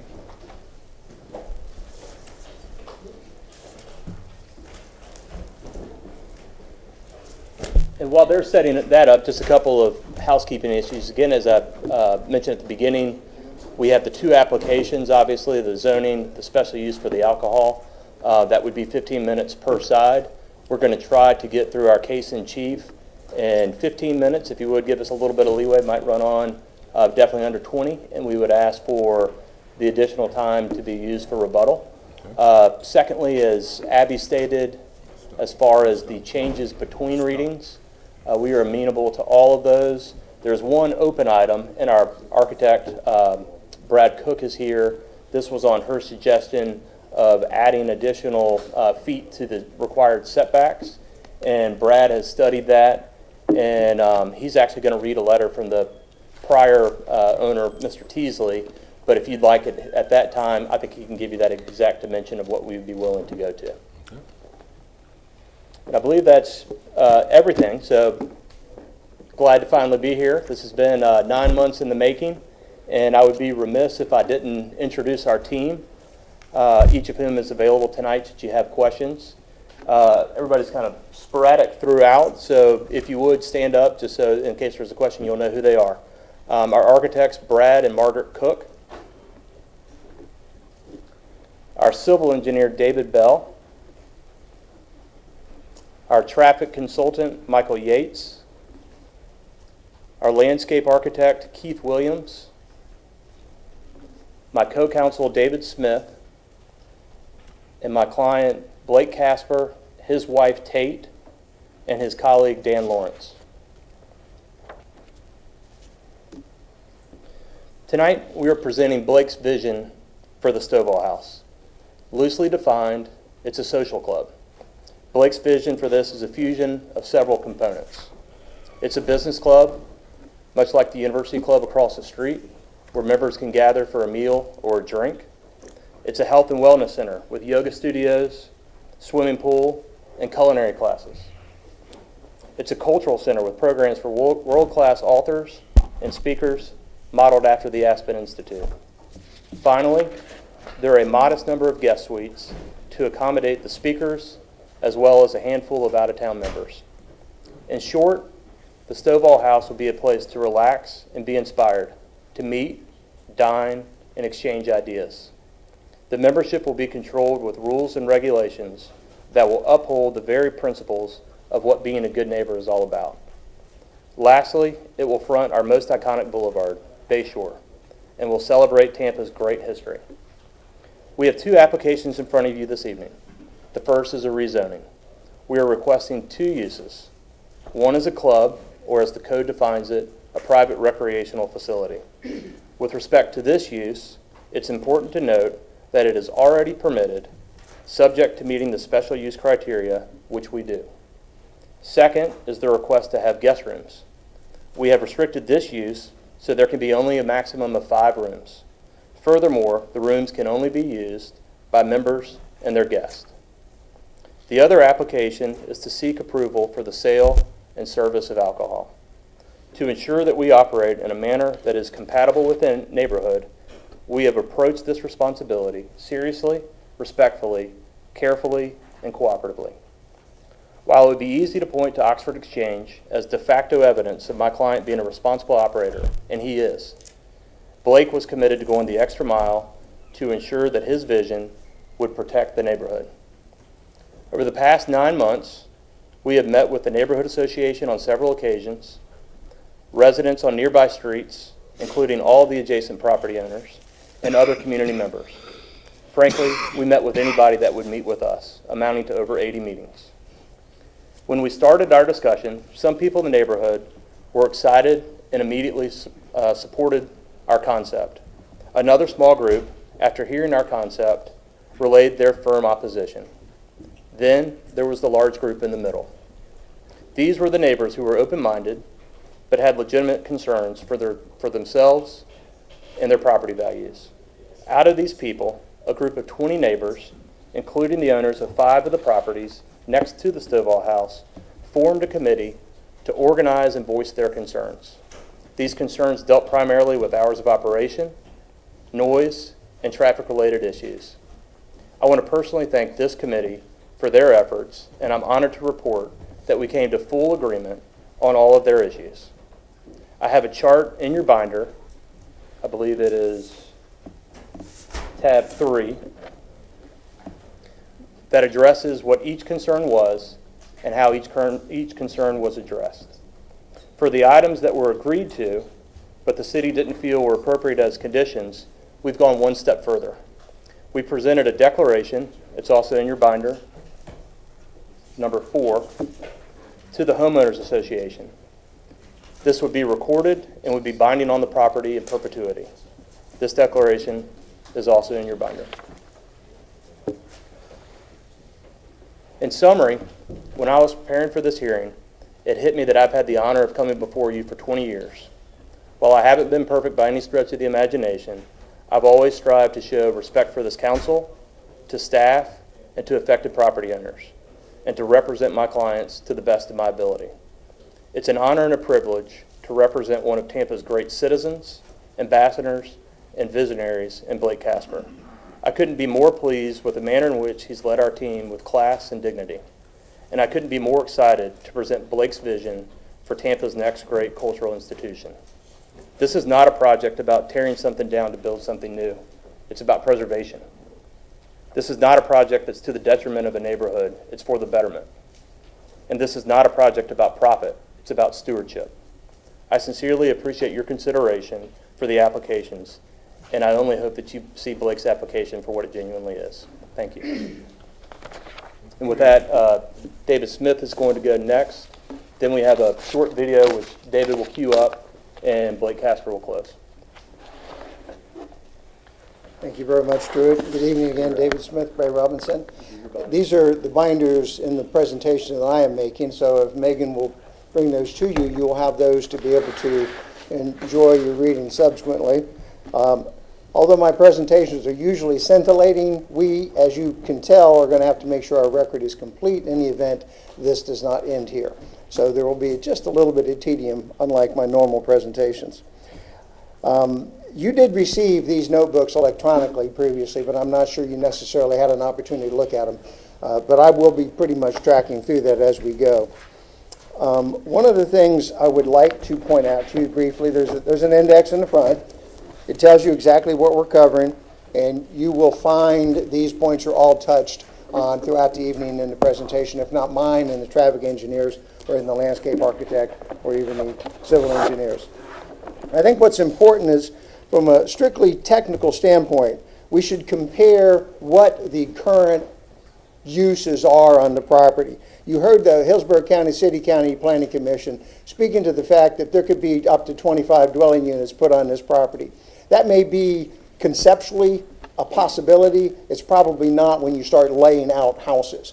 But you could probably put between 7 to 10 houses on this property. So there is a fairly intensive use that the current use contemplates. In addition to that, under the RS 150, the lots would have to be 7,000 square feet. And for a private recreational facility without rezoning, we could be a special use 1, so long as certain standards were met, which are easily met in this case. That would follow as a matter of right. So we have uses that could be permitted on the property that, in our opinion, and probably even in the opinion of the neighborhood, are not particularly attractive. And we would submit to you that what we are doing with the property is certainly a significant enhancement over that which can currently be done there. That's different from what's currently being done there, but I want to make sure you understand that, because that's a zoning analysis. I think we can then compare that with what's contemplated for this adaptive reuse. You've got a little bit of a summary on that.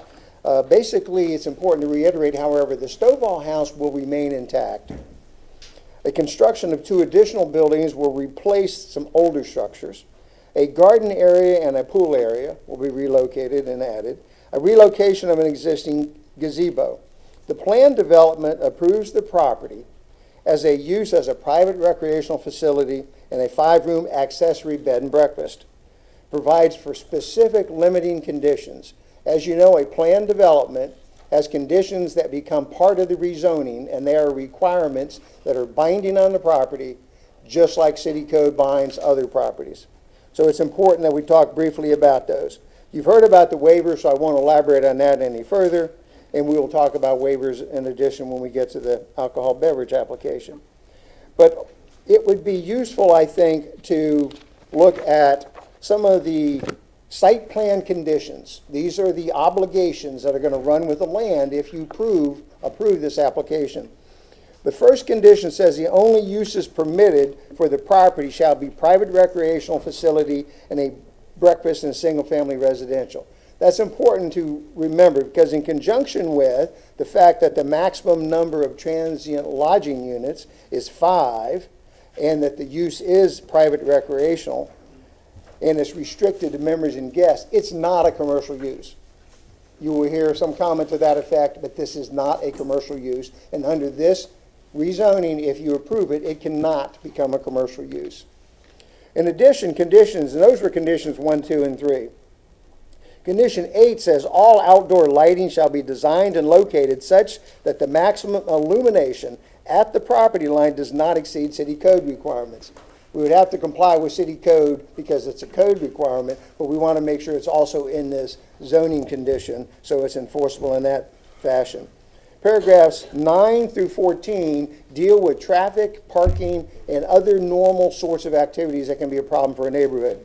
Number 9, delivery trucks shall not use the local streets.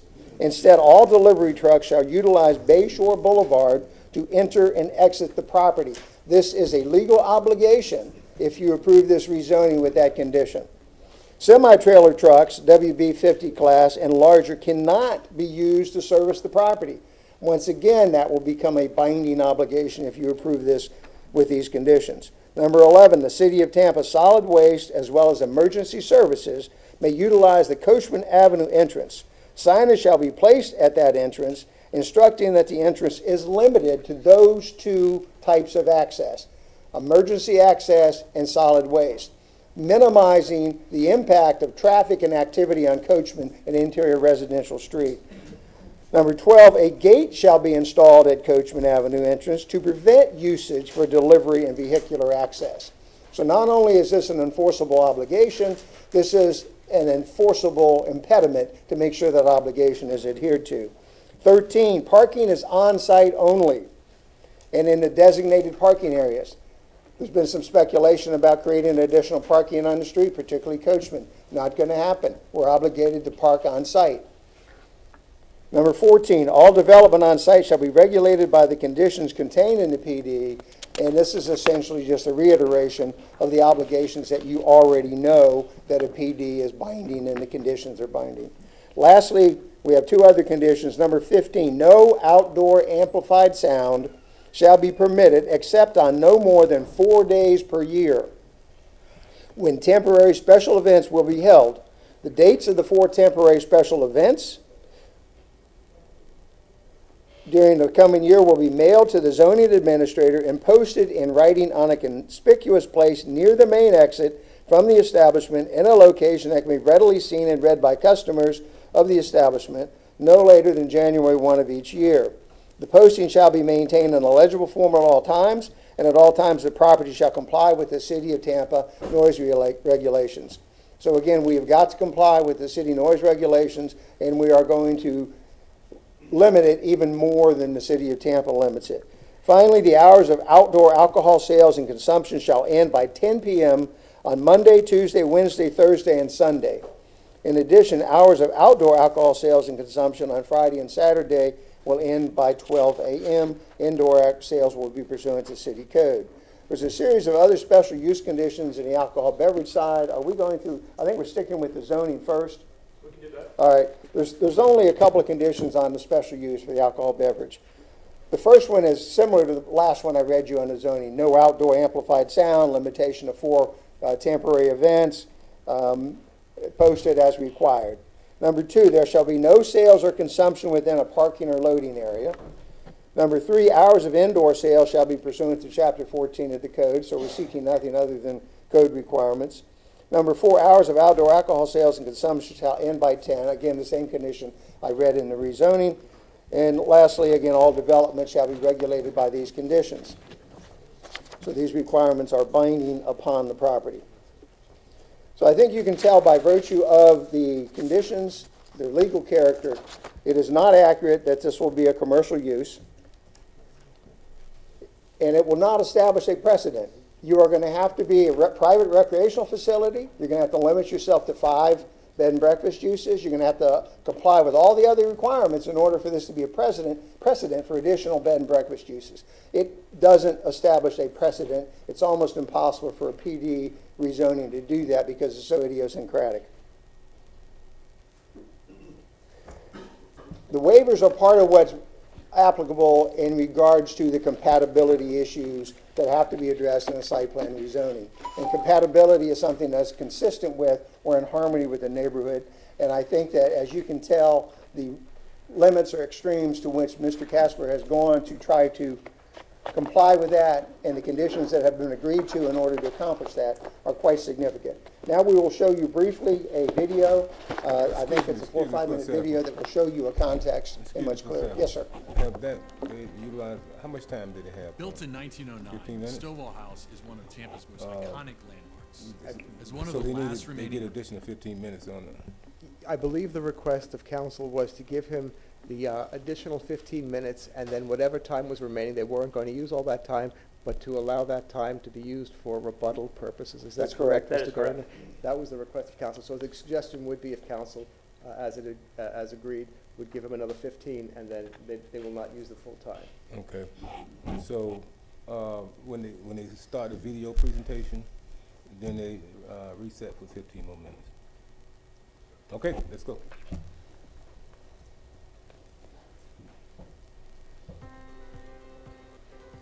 Built in 1909, the Stovall House is one of Tampa's most iconic landmarks. As one of the last remaining grand estates, it has so many stories to tell. Now it's time to write a new chapter, one that preserves and celebrates its rich history, but also opens it up to the Tampa community as a modern-day social club.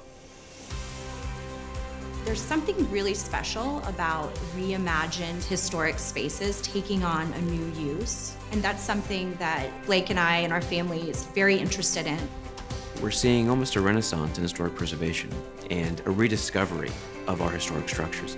The property is stunning. It has so much history. It really just seemed like a perfect fit. And the more we started talking about it, the more excited we got about the idea. With the Oxford Exchange, we used inspiration from different clubs, retail spaces, restaurants. We're taking a very similar approach to the Stovall House. There's no greater satisfaction and reward than hearing people talk about the Oxford Exchange and saying, "Have you seen what they've done in Tampa?" A reimagined Stovall House will be the first of its kind.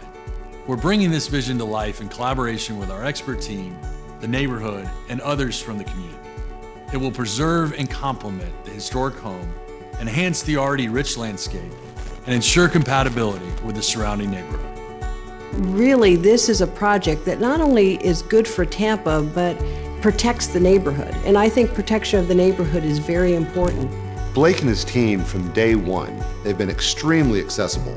They've offered to participate in a number of the community meetings. There was initial concern of what was going to become of this property. And then all the actions they've taken ever since then just validates the integrity I think they have for the project. You know, we really love working on a team, and we feel that this team is really second to none.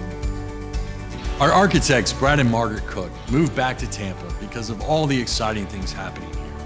And our landscape architect, Keith Williams, is another example of world-class talent coming to work in Tampa because of the quality projects like the Stovall. The Stovall is the anchor of the property. It's the main entry point from the valet. From there, you move around the courtyard to the pavilion building. There's a multi-purpose room and a private dining space. Each of those seamlessly flows to these outdoor rooms in the West Gardens. Further around the courtyard is the conservatory, which is the main dining space. And that we like to see as a house in the garden.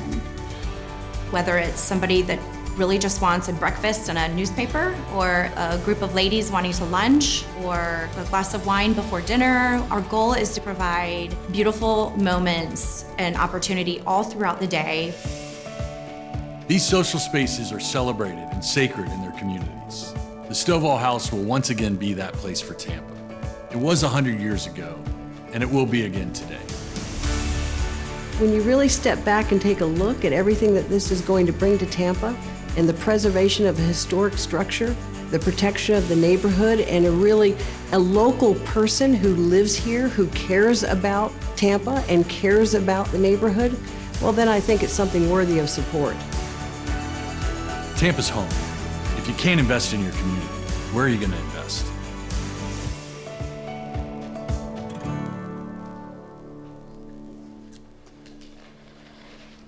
Hi, good evening, Council. My name is Blake Casper, and I own the property. My wife and I own the property at 4621 Bayshore Boulevard. We live at 80 Ladoga Avenue in Tampa. Thank you for serving our great city.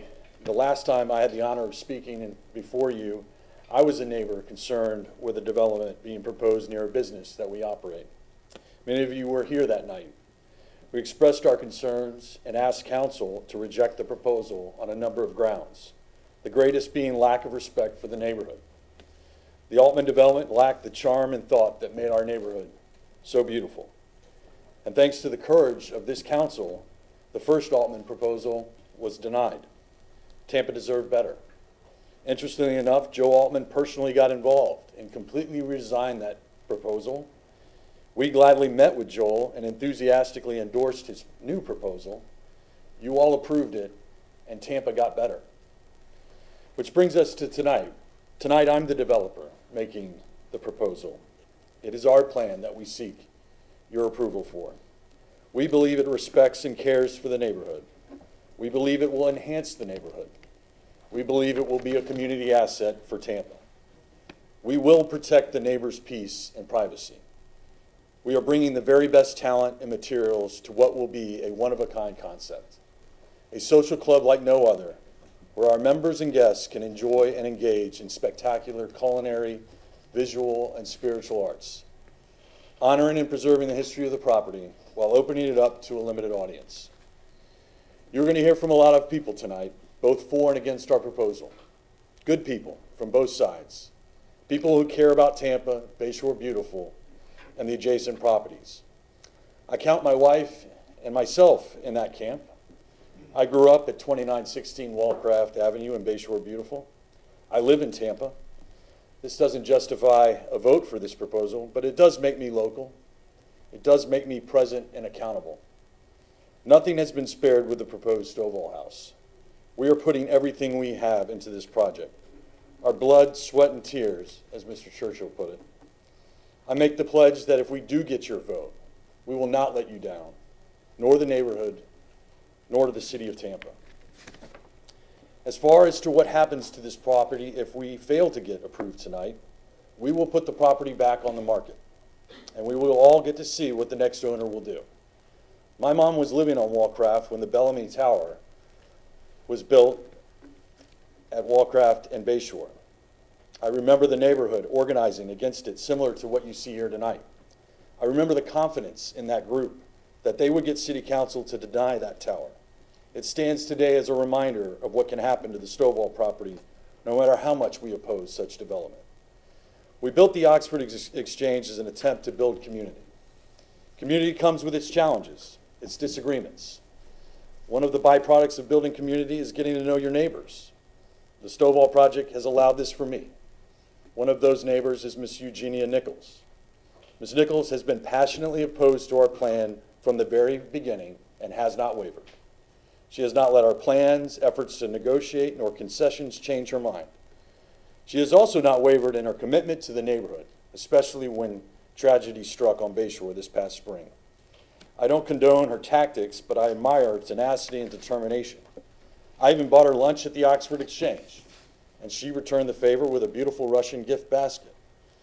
At one of our meetings, when I was still trying to convince Ms. Nichols the merits of our proposal, she asked me if I'd ever seen the movie The Godfather. I told her I had, and then she proceeded to quote the line, when Michael tells Sonny that it's not personal, it's business. I wasn't sure what Ms. Nichols was trying to say, but I've thought a lot about that quote since then. And the more I think about it, the more I disagree with her. Tampa is home. It is personal. It's very personal. The Stovall House is personal to Tampa. It makes us unique. It tells our story, and if our plan is permitted, will live on for generations of Tampa residents to experience. I hope we convince you tonight that the Stovall House is worthy of your support. that our team is worthy of your support. Again, I thank you for your service.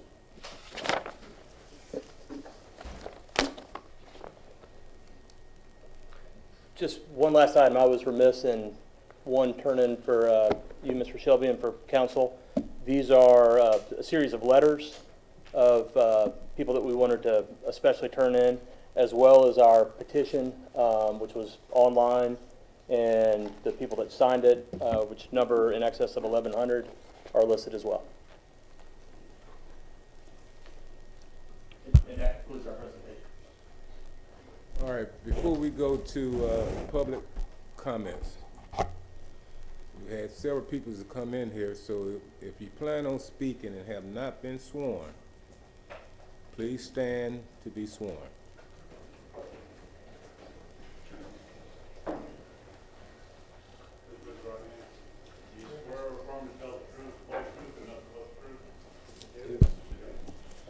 All right, let me remind everyone that is who is sitting inside the chamber, and that is, I stated earlier that once you speak, we're going to ask that you leave so other people downstairs can come up, because by the count that they have provided me, there's 78 people downstairs wanting to speak.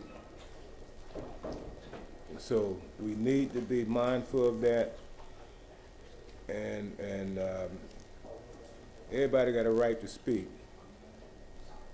But I hope some of you take under consideration, if you're on you have the same position, that you select people to speak so that we won't be so redundant as we move forward. All right, before we take the audience participation, I'm going to yield to Mr. Derek Brooks and then Mr. Mark Sharp to be the first two speakers.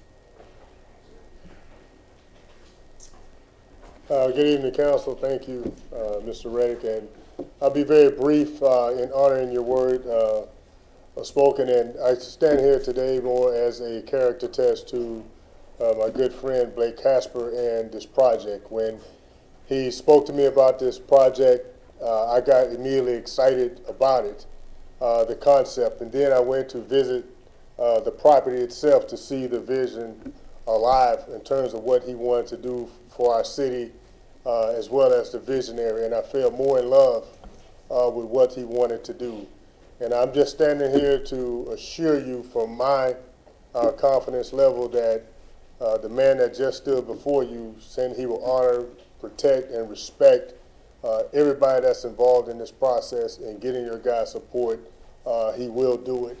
And I stand as one of those who will not only support him, but hold him and his team accountable to the things that they said before you tonight, because that's firmly what I believe in, and that is that accountability.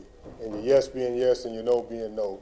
So as you support him, just know that you have someone that not only leaning over his shoulder and watching him, but also there to protect the wishes that you guys put upon them, and also the duties and respecting that everybody involved is saying that.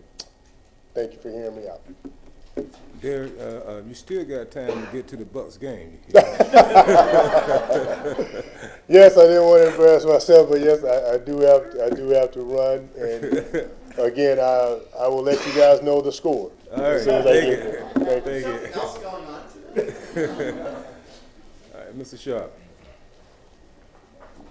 Honorable Mr. Chairman, City Council members, it's indeed an honor to stand here in support of the preservation and the restoration of the Stovall House.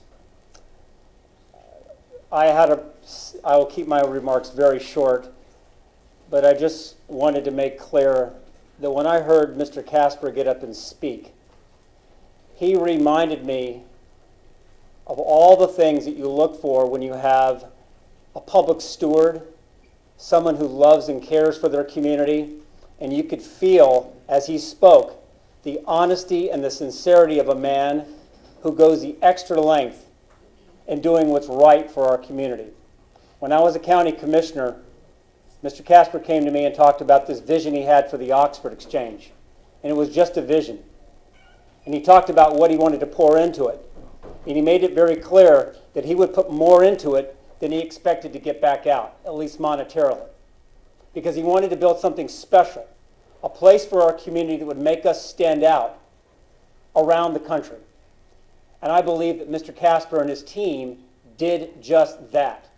He stuck to his word, and he gave us a very special place. And I cannot tell you, as I'm sure you've heard, how many people would come in and say, my goodness, I never knew there would be something like this in Tampa. I knew he's doing the same thing for the Alex Brown House in Baltimore, Maryland. And then when I heard about this new project, and I've lived on Bayshore. I was born at MacDill Air Force Base. I served at United States Central Command for 4 years. I would drive down Bayshore and come back late at night and look at it, and you began to see over time as the towers went up. And some of our opportunities to see Bayshore were lost, and historic buildings went down. And to know that a man of this character, who loves his community so much, who stood here and said he will stand with you not only to get the application approved, but once it's approved to make sure that not just this board, but all the citizens, and I give him great credit for speaking with such dignity and respect to those who are here and in earnest in opposition, that he would make sure that they walked away satisfied with the product. And I am absolutely certain that with your unanimous approval, the project that we have will be something so incredibly special. You'll thank you for your vote. Thank you, sir. Thank you. All right, next speaker. I'm trying to hustle.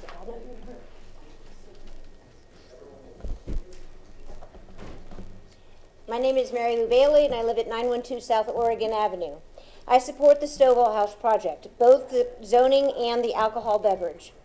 I have reviewed the plans extensively and visited the grounds extensively as well. And as you know, I've often come before you and advocated for or against projects with zoning and alcohol. The main house will be preserved. This is of crucial importance to me and to the many others who advocate historic preservation. The house was built in 1909. It is a jewel exemplifying neoclassical architecture. It has been groomed and restored by the previous owner, and the Caspers have committed to being a good steward going forward. As you've heard tonight, it's on the National Register of Historic Places, but has no local protection, so it could be significantly altered or demoed. That is not their plan. And in fact, as part of completing the project, they plan to apply to put the house on the local designation to get its protections. Going beyond preserving the home, this project has found a new use for this wonderful historic asset. It can be enjoyed by the community. This is a trend that Tampa has been seeing, known as adaptive reuse. It's very constructive to preserving Tampa's identity as we move forward as a growing and dynamic city. The grounds will be kept together as one parcel. This multiple acre parcel could instead be divided and developed to a much higher density. This would bring much more noise and traffic. And aesthetically, keeping the parcel together provides a lovely setting for this historic home. The traffic plan is sensitive to the location. The entrance on the street that is across from houses will only be used for trash and recycling. Members, employees will enter and exit through Bayshore. There will be valet service, and remarkably large delivery trucks will not service the property. Instead, supplies will be staged at one of the owner's existing warehouses and shuttled to the house in small vans, similar to those that drop off packages from the many online shopping places we all go. The extensive landscaping will not only remain, but be improved.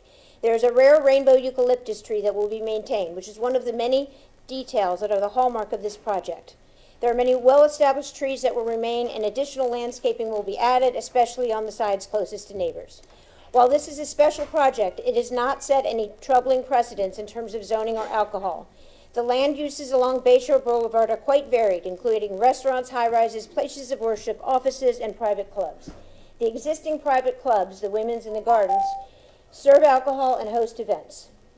While there's a waiver requested to the setbacks from where alcohol is served, we all know there are many precedents of this being granted. This project should be commended and distinguished from other possible uses. It preserves the historic home, finds a use that can be used by the community, keeps the parcel together, has extensive landscaping and buffering, and includes a plan that results in minimal neighborhood traffic. I do not believe there's any basis on which to deny the use of this proposal. Thank you for your time. Mr. Chairman, can I just ask a question? Because I just want clarification, because I want to make sure that Mr. Casper and his folks have enough time, but I thought we were going to double the time allotted, Not for public comment, sir. Public comment, everybody got 3 minutes. even though we're combining both hearings? Yeah. Is that, and you stand correct, right? Good evening. My name is Brad Cook, and I live at 506 East Park Avenue. My wife, Margaret, and I are honored to be the architects working with Blake and Tate Casper on the Stovall House. Early on, we had the good fortune of getting to know Mr. Teasley, who was the previous owner of the Stovall House, who Ms. Bailey mentioned, and we were able to share with him the plans for the home's next century of life. Mr. Teasley was a fascinating man and a great storyteller who shared with us the history of the home, as well as countless stories about his extensive efforts to preserve this important place. I have been asked to read this letter of support on behalf of Mr. Teasley, who's in Switzerland, who called this place home for the past 26 years. This is Mr. Teasley speaking. When I first learned that Blake Casper might have an interest in my property, I was delighted, however, not really surprised. I had thought about who might understand and appreciate this wonderful and historic property.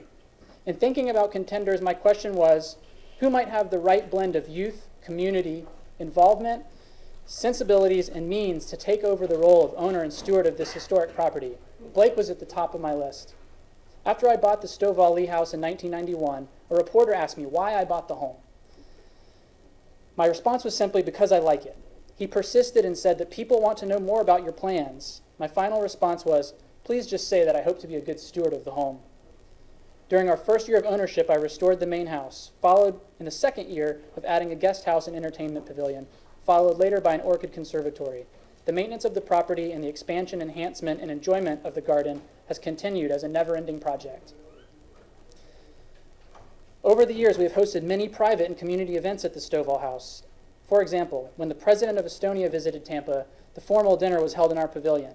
When Bill Gates' father visited Tampa, the cocktail reception was held in our home. Blake's sister Allison celebrated her wedding luncheon in the pavilion, and my wife Anna and I were married and held our reception on the property. So for 26 years, a time when I had the privilege of calling the special place home, the property has been a source of pleasure as well as a project of stewardship. Like Blake, I spent several years in London and enjoyed my visits to country homes and grand townhouses which had been converted to restaurants, small hotels, museums, and clubs such as the one Blake is planning. Like many of those London properties, the Stovall House is a property which is indeed worthy of continuing stewardship.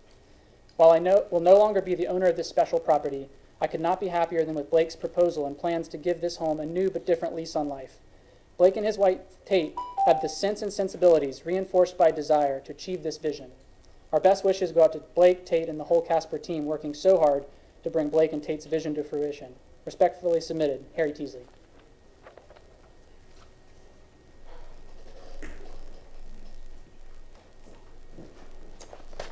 My name is Jennifer Zales. I live at 6031 Beacon Shore Street in Tampa. I was the real estate agent for the Stovall House when it was listed by Harry Teasley and subsequently purchased by Blake and Tate Casper. We first listed the home in May of 2015. It stayed on the market for almost 2.5 years before Blake stepped in. During that time, I learned about all of the wonderful restoration that Harry performed on the property that we just heard tonight. We had interest from a combination of international and local buyers, but really primarily from investors and developers. I took multiple calls from people saying, can this home be torn down? You can imagine how disheartening that was to us. Many of today's home buyers are trending towards clean lines, more open floor plans, ample bedrooms, and a modern feel. This main house has only 3 bedrooms and another 3 in a guest house, which made it very difficult or unsuitable for primary home seekers. This historic home is very different than how today's homes are designed, and this is the very thing that Blake has embraced. It's a grand historic home on a grand estate, and what better way to show it off and to showcase Tampa than with Blake's social club concept. When we first listed the house at $13.9 million, the house had appraised very close to that price.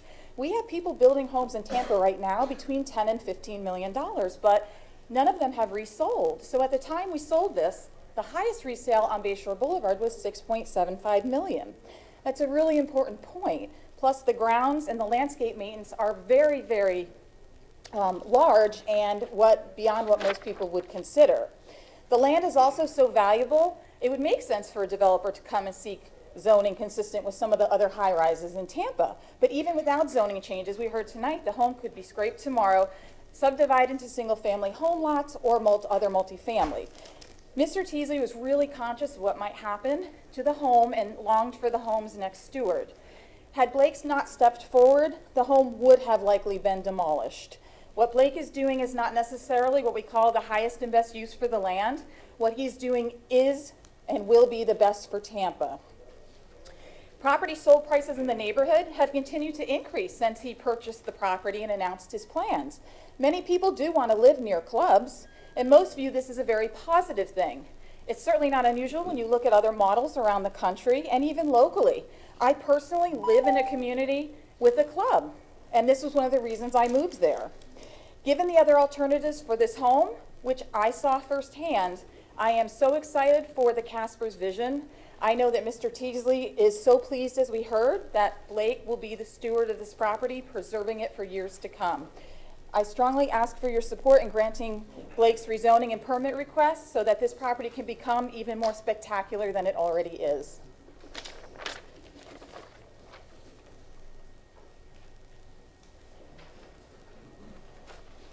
Good evening. My name is Norman Canella Jr. I live at 4608 South Richards Court in Tampa. The big red arrow there is showing you where I live. As you can see, it's just to the north of the westernmost part of the property that's subject tonight. Let me give you a little history of the property that I live on, 4608 South Richards Court. My grandfather had a house built there, and my father moved into that house in 1952 with his family when he was 10 years old. In 1975, my grandfather gave the house over to my father, and we moved in there in 1975. In 1975, what we're calling the Stovall house, we called the Lee house. And it was abandoned. There was nothing there. About the best thing I thought about the property was a banyan tree that was in the back that we always played in. So what I'm saying here is that Tampa has been very lucky with this piece of property because it's a grand piece of property. It wasn't taken care of until Charles Mendez came along, I believe in the early 80s, and transformed it and took care of that property started it into almost what it is today. Then we had Teasley that came along and helped this property. I do not want to see this grand piece of property change. I want it to be relatively the same, and I believe that Blake Casper's vision will do that.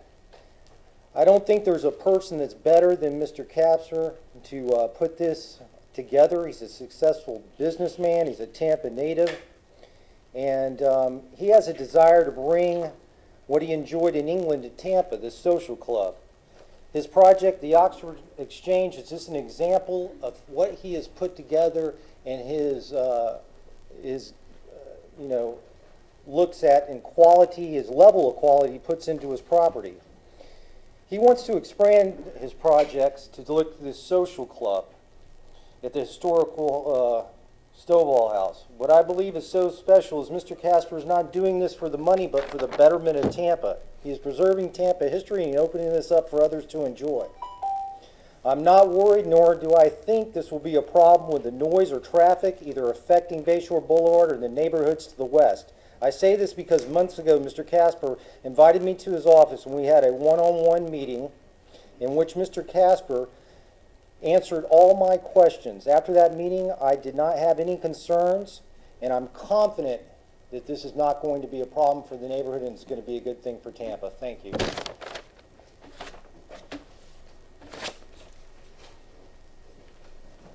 Hello, my name is Adam Unger, and tonight I'm speaking on behalf of James Nozar, CEO of Strategic Property Partners, and I live at 112 North 12th Street in Tampa. Dear City Council members, I've been a Tampa resident for almost 3 years, having previously lived in various cities around the country. I never imagined I'd end up in Tampa, but Jeff Finnick's opportunity drove me here, and I love being a resident. As you know, the city is rapidly evolving and becoming a place that others seeking opportunity want to be. Young people who grew up in Tampa want to stay or come back after college. We desperately need this to continue if the city is going to prosper in the future. We need to build more of a heart of the city with various amenities and things to do. In my industry, we do a significant amount of research on other cities and what makes them successful. Tampa is often compared to other growing southern cities like Charlotte, Nashville, and Austin. What's made each of those cities great is that they've built upon their amazing existing character and added amenities, features, and events that have attracted attention and growth. We need to continue to do the same in Tampa. The project I'm working on, Water Street Tampa, will certainly help, bringing more life and energy to the urban core. But we need to do much more than this. It's projects like this that are retaining and attracting the best and the brightest to our area. In addition to Water Street Tampa, Armature Works in Eulalie, the Le Meridian Hotel, redevelopment of Hyde Park, and all the new residential projects happening downtown. And one of the pioneers of all that was Oxford Exchange. Blake Casper had a vision for giving the community a distinctive new place to gather. His plans for the Stovall House build on that vision, and I strongly believe will help continue to propel Tampa forward. Having lived in other cities across the country from Washington, D.C., Chicago, Atlanta, and Charlotte, I have seen firsthand how these social places are beloved and create a true heart for the area. Many are also located in residential neighborhoods, where they become an integral part of the local community. Your vote yes on this project is a referendum on how you see our city moving forward. Blake Casper has a vested interest in our community and a proven track record of delivering high-quality places with projects like the Oxford Exchange. I fully support his efforts and ask you to do so as well. Thank you.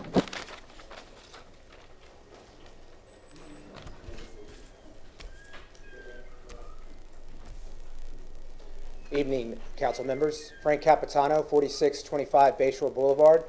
My residence is directly south of the subject property, and I have been a direct neighbor of the Stovall House since 1998. And in that time, I've enjoyed having such a grand historic estate as the backdrop of my home. Former owner Harry Teasley was a meticulous steward of this property, investing considerable time, money, and energy into maintaining and preserving the home and its grounds. People like Harry are rare, though, and it would be a tall order to find a new owner to preserve the legacy. My wife and I were encouraged when we learned that Blake and Tate Casper and their family were interested in the Stovall House. Given their reputation in the community and the caliber of the Oxford Exchange and other projects, we were very optimistic. While as proposed, the property would not continue as a single-family home, but under their vision, this alternative use is complementary and the one that seems in line with Tampa's coming of age. As a third-generation Tampa native, my family has watched our community transform over the years. Transformation often means change, which is not necessarily easy. Sometimes it's balanced and ordered. Change is necessary to allow our community to continue to grow and prosper in its optimal potential. While I understand some of my neighbors have concerns, the Caspers have demonstrated a willingness to address these concerns, and I strongly believe this project can only enhance to not only our Bayshore beautiful neighborhood, but the Tampa community as a whole. I fully support the Caspers' plan for this project and ask you for your favorable consideration to aid in Tampa's exciting growth and future. Thank you.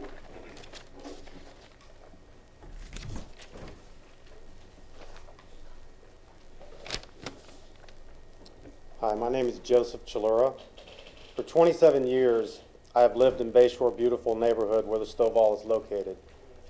My wife Patsy and I have raised our 4 kids there, while I have worked on helping area businesses grow as CEO of U.S. AmeriBank, which is now Valley National Bank. I'm a third-generation Tampa native. My grandfather built many of the public high schools here in Tampa, and my father, Joe Chalura Jr., is an architect, preservationist, and former Tampa City Councilman and County Commissioner. In my view, Blake Casper is the type of business person that Tampa should be proud to support. The Caspers employ more than 3,000 people in our community, and Blake supports a wide range of nonprofits that make a difference in Tampa. Blake's projects consistently show a level of quality that makes Tampa a better place to live, work, and play. With this in mind, I urge you to look how the Stovall will be integrated into our neighborhood, and you'll see that this project is being developed in a way that will have a positive impact. Repurposing the Stovall will be a tremendous amenity for our community and one that should have the council's support. Thank you. Mr. Chairman, members of the council, Mike Griffin, good evening, 4220 West Corona, 33629. I stand before you today in support of this project, but more importantly, I stand before you because, like you and like everyone behind me, we love this city, and we love this community, and this is one of those opportunities where we get to decide, or you get to decide, what kind of city we want to have. Do we want a city that's going to embrace folks like Blake Casper and his family, that are going to invest in historical structures, that are going to invest in this community, their neighborhood, or aren't we? I think it's pretty simple. We need more Blake Caspers in this community, and we need more folks that are willing to step up to put their capital, their heart, their blood, and their tears into projects like this.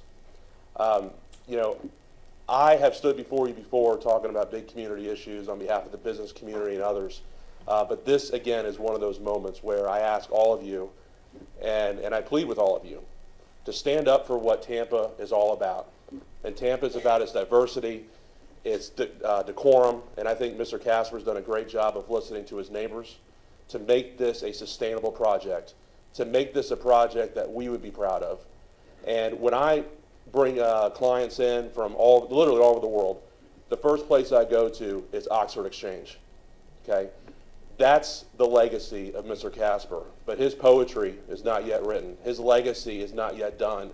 And I know that everything he has done, his commitment to this community, will only continue. But the Stovall House is the next chapter that he is writing. And I just say to you, again, that denying this request or these requests would send an awful message to entrepreneurs, to the global community, that Tampa does not embrace preservation and new forms of economic development. But again, I'll yield my time for other folks, but cannot thank you enough for your leadership, and I just ask you, what kind of city do we want? And I think Blake Casper represents the best of this city. Thank you. Good evening, John Tutchin, 2916 West Villa Rosa Park. Thank you for your service and your leadership. I'm a 6th-generation Tampa native and a 3rd-generation resident of Bayshore Beautiful. My family has lived within 3 blocks of the Stovall House for more than 70 years. I care deeply about this city, and I care deeply about this neighborhood. I believe that that Stovall House, as proposed, is an appropriate use for this beautiful home and property, particularly given the possible alternatives, and I also believe that it will enhance our city greatly. Much of my confidence in the project is due to my confidence in Blake and Tate Casper, their family, and their team to execute this plan flawlessly, as they have done with Oxford Exchange. Like Oxford Exchange, the Stovall is an aspirational project. The Caspers are motivated by a love of community and a desire to create an institution which will elevate our city. As a neighbor, I have seen firsthand how the Stovall team worked with the neighbors to address their understandable concerns. From the start, Blake and his team have been forthright about their plans and sensitive to the issues raised by the neighbors.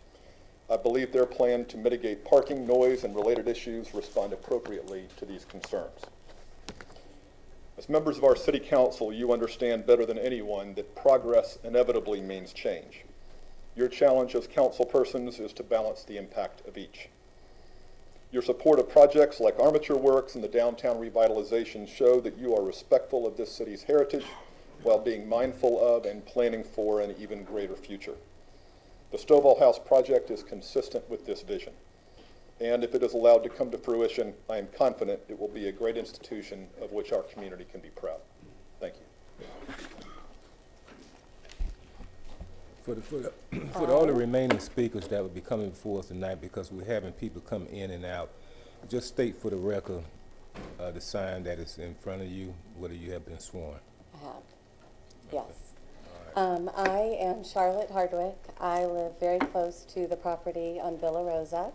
And through Blake's high level of outreach and his transparency with all of us, I have not only become more knowledgeable about this project, but more passionate. I love our neighborhood, as we all do, and as I walk around every day, I really am so excited to feel that we are preserving so much of history with all of this new construction around us. The Caspers, as everyone has said, are true stewards of the land. They appreciate beauty and great design. They want to keep the heart and soul of Tampa alive through this project. And this is just such an easy project to support. I work in wellness and health, and I see every day that one of the biggest deterrents of good health is isolation. And more with our technology-driven society, the way we drive around in our cars and hide behind our computers, go in through our garages, we're not knowing our neighbors. We're not meeting, we're not gathering, and I really look forward to having a place to know my neighbors better and to know everyone else that doesn't live in our neighborhood but is in different parts of Tampa, because I know this project will appeal to so many people for everything that they're going to do. Their vision to bring world-class speakers, leaders, classes to us. They're having really thoughtful events, curating special moments for us. It really feels like a natural next step for a growing community. I look forward to watching a piece of history be reimagined to offer our community something that we need, a more global perspective, a place to stay curious, a place to appreciate beauty. We're rushing around, we're busy, and I think that the Casper family and his team is giving us a chance to connect and connect deeply. This project, to me, after learning so much about it, feels to be one of beauty, of keeping curiosity alive, of connection, and of education. So I hope you'll find it as easy to support as I do. Thank you. Good evening, and thank you for hearing us this evening. I'm Flory Willis. I live at 2908 West Villa Rosa. I'm the mother of two girls who are age 3.5 and 5.5. I'm also part of the group in the neighborhood that was reached out to hear our concerns and also the way the Casper family has addressed them. So tonight I'm here speaking in support of the Stovall House. We live on Villa Rosa in a house that was built in 1923 by Theodore Crum. I feel like we are stewards of our house and also of houses in the neighborhood of the similar era. We went to the extent earlier this year to hire counsel to prevent a house that was 2 doors down to us closer to Bayshore that unfortunately we were not successful in keeping it from being torn down. And the day I drove on the street and smelled the pine, a 100-year-old pine that had been demolished, was a sad day for me. I don't want to see something similar for the Stovall House and replacing it with high-density use. Second, we moved here from Philadelphia 8.5 years ago. I was a urban studies major at the University of Pennsylvania, so I love cities, I love community. And when we moved down here, we looked in Gulfview, Bayshore Beautiful, and Hyde Park because of the ability to be close to either clubs or restaurants. And we settled on Bayshore Beautiful. And at times we're sad that there weren't closer places to walk through other than we walked to Mad Dog's and Englishman, we'll walk to the Yacht Club, and I have little kids, so we walk to Yogurtology at the corner of Gandy and McDill. But it is something that was a drawing, what we see as an additive to the value of our property and to our community, having a place like the Yacht Club, like Mad Dog's and Englishman, and hopefully the Stovall in our neighborhood. We see it additive to our property value, not subtractive.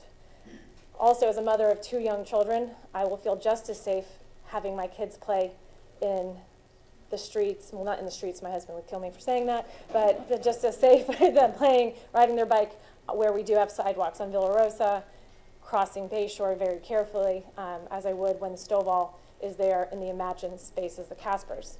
And as a character testament to the Caspers, we've known them since we moved here.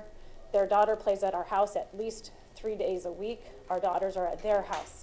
I know that they are not just coming in to see this as an enterprise to come in. They're committed to Tampa. They're committed to their word. And I know that they will produce what they are proposing this evening and look forward to seeing it in our community. Thank you.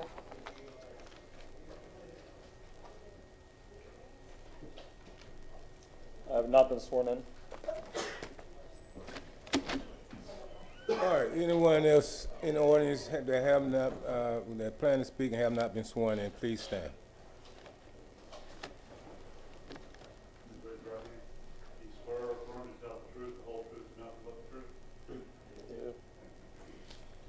All right, you plan on speaking, you need to line up against that wall. So we can have a counter who's gonna be speaking. You need to line up against the wall if you're gonna be speaking. If you're able to stand, you need to line up against the wall.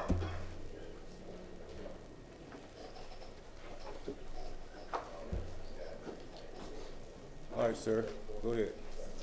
My name is Bennett Barrow. I live at 5432 Lakes Lane. I'm exactly 0.3 miles away from the Tampa Yacht and Country Club. So I'm here, or was here anecdotally, to spend about a page or two on noise. And how I'd like to report good news back to the City Council is that the Tampa Yacht Club, after you approved their zoning 2 years ago, they really have worked with the neighborhood, and noise has been under control, and they remain a good neighbor like they have the last 100 years. I was going to keep going about the noise, however, I didn't realize that the Stovall project and the lawyers put in only 4 outdoor events per year and very restrictive hours. Since that's the case, I did not know that. I will not go on, maybe save us some time here. So the real reason I am here is to support the Stovall project, more for the historical preservation and keeping with the identity of the neighborhood. And if you can do this, which Blake and Casper clearly are doing, then the noise and traffic will get worked out just as they have in the Ballast Point neighborhood. Back then, 2 years ago, I was actually staunchly opposed to the Yacht Club plan. Again, I thought it was too loose. There was some language regarding removal of grand oaks, plans for a structured parking deck, and potential development of the equestrian facilities. At the time, nobody thought it was a big issue, but living in the Ballast Point area, which my kids may do as well, I felt that loose language could be exploited 10, 20, 30, 40 years from now. Fortunately, after a frustrating year in 2016, Steve Strasky came in as a Commodore. Within 2 weeks, our conditions were met, and I believe the rhetoric regarding that hearing definitely took a fall. So I've talked to Mr. Casper, one of my good friends, multiple times about making the conditions within the site plan as tight as possible so that no one can exploit this historic, beautiful piece of property decades down the road. I can also tell you that you will not find a better owner for the property than Tate and Blake Casper. I'm sure you'll hear a lot more about that later. So lastly, just as for everyone here, I realize that friends may have become enemies temporarily, but as was the case with the Yacht Club, we all have chosen to move on and work together to protect our special Ballast Point neighborhood. After tonight, I do hope you all can do the same. I urge City Council to vote yes and let this project move forward. Thank you.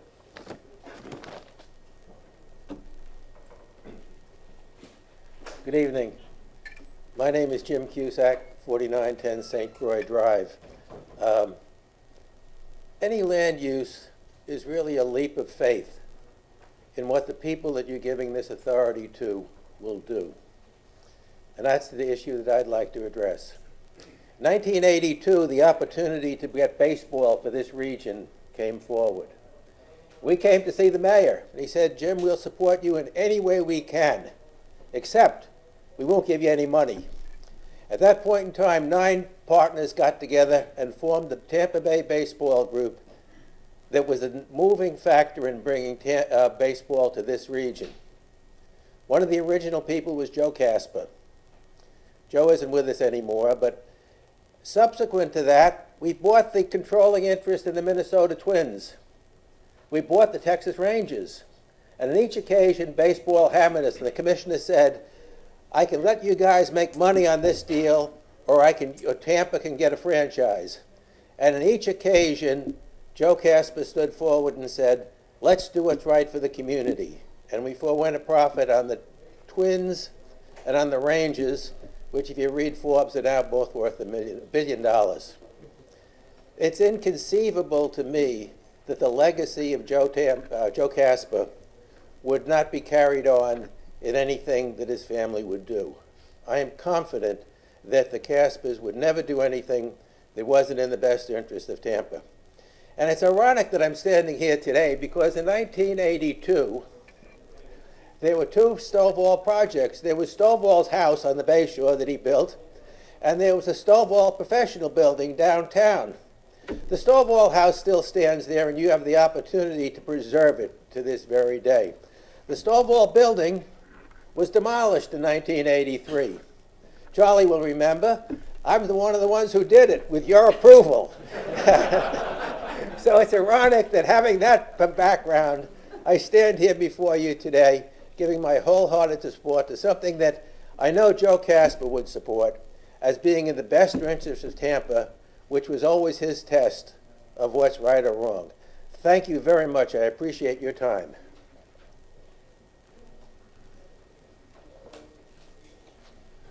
Good evening. My name is Preston Ferrier. I live at 1815 Bayshore Boulevard.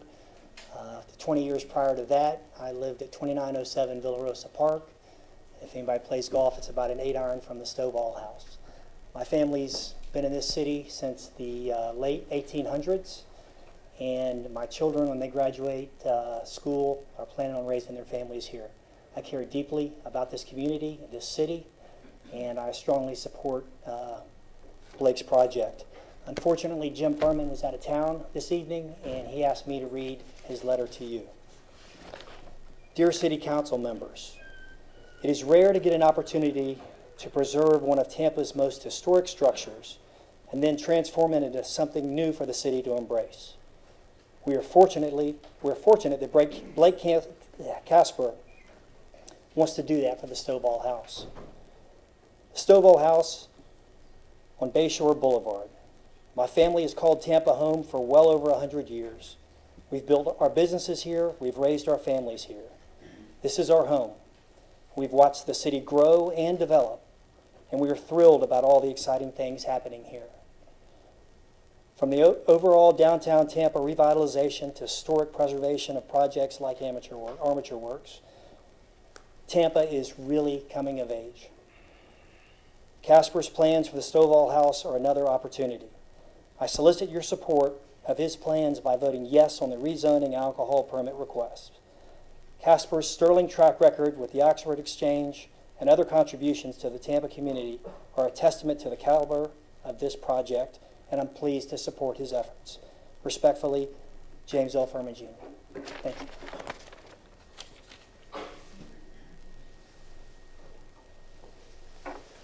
Good evening. My name is Mary Ellen Collins. I live at 418 Blanca Avenue. And I'm here tonight for a few people who could not be here. Linda Salsena, former councilwoman, has been a supporter of this project since its beginning. And she did draft an opinion piece for the Tampa Bay Times over the weekend. I would like to submit that for the record. I would also like to read a letter from Saul Fleischman, who also could not be here tonight. As a third-generation Tampa native who has lived for over 43 years on Villa Rosa Park, 1.5 blocks from the Stovall House, I simply don't believe the hysterics about cut-through traffic, speeding drunks, blaring music, etc., as we have all happily coexisted in South Tampa for decades, with both the Tampa Yacht Club and Palmacia Golf and Country Club nearby serving liquor and having large parties. Even the now demolished Colonnade restaurant, designed by yours truly, had a 50-seat bar and lounge in addition to its 300 restaurant seats. No neighbors complained about the traffic or that they served liquor every day of the week for over 40 years. I have gladly advocated for the saving of Tampa's historic architecture over my 47 years of architectural practice and served 20 years on the historic Tampa-Hillsborough County Preservation Board, 6 years on the Architectural Review Commission, and have had the honor of restoring some of Tampa's most architectural gems, such as historic Old City Hall, this building, historic West Tampa Carnegie Library, Ybor City's historic La Benefica building, historic Lehman House in Hyde Park, the historic Roy Jenkins Pool on Davis Island, the historic Fort Homer Hesterly Armory into the Brian Glazer Family JCC. Tampa has tragically lost so many of its wonderful historic homes which connected us to our rich history and told the story of the prominent people who made a difference in the development of Tampa. The first-class adaptive reuse of the Stovall House into a social club that Blake is planning is the perfect way to preserve this part of Tampa's history. Please help save the Stovall House for generations to come by voting for the rezoning. Thank you. Sincerely, Saul Fleischman.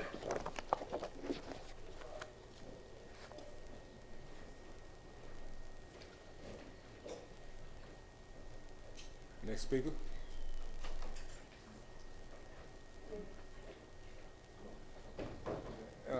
Let's go. We got all night here. Good evening. My name is Michael Kennedy. Good evening, council members, Mr. Chairman. I live at 2927 West Aline Avenue. Have you been sworn? Yes, sir, I have been sworn. All right. I have it highlighted here. I'm right within the 1,000-foot radius of the Stovall project. Some of my concerns have to do with the congestion that's going to be accumulated on Bayshore Boulevard. I drew out some maps of some of the entranceways. I hope you can see it. So the red lines indicate traffic that's going to be trying to turn into Stovall. Just the other day, I was parked on Coachman Avenue, and a delivery truck similar to what they're talking about delivering to the property was there. He couldn't make that turn, so the traffic that was behind him got backed up while the other traffic sped past on his left-hand side. And then at the chance that everybody that backed up behind his truck they all turned out abruptly behind him and went through, so we got to sit there and stare at each other for a couple minutes while everybody cleared out. Another concern of mine is with these little intersections here, there's only 2 cars at a time that can really fit in there. So when traffic's coming and going to Stovall, how are they going to fit in there? Traffic's going to get backed up in those sections. So like in the situation where they're leaving out of the gate, they're going to leave and turn. If they want to go back northbound on Bayshore, there's only 2 cars that can fit here. So they have to leave out of the gate, cross 2 lanes of traffic, stack up in here, wait for people to go, and then pull out. Or they're going to take Bayshore Court and cut through the South McDill Avenue and go north on that avenue. This is an illustration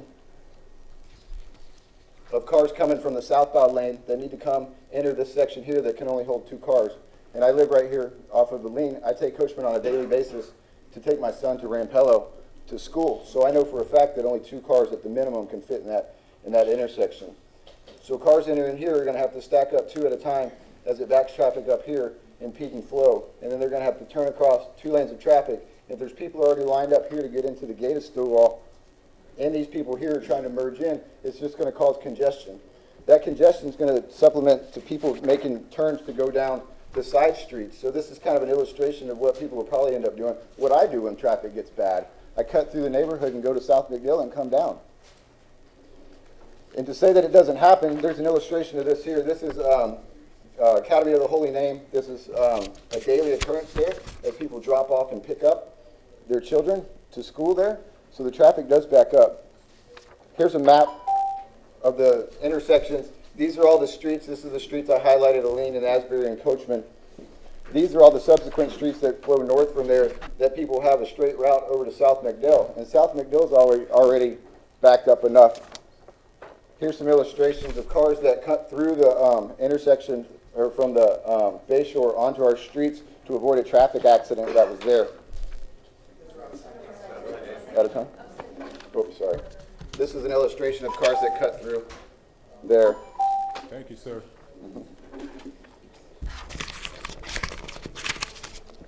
All right, next speaker.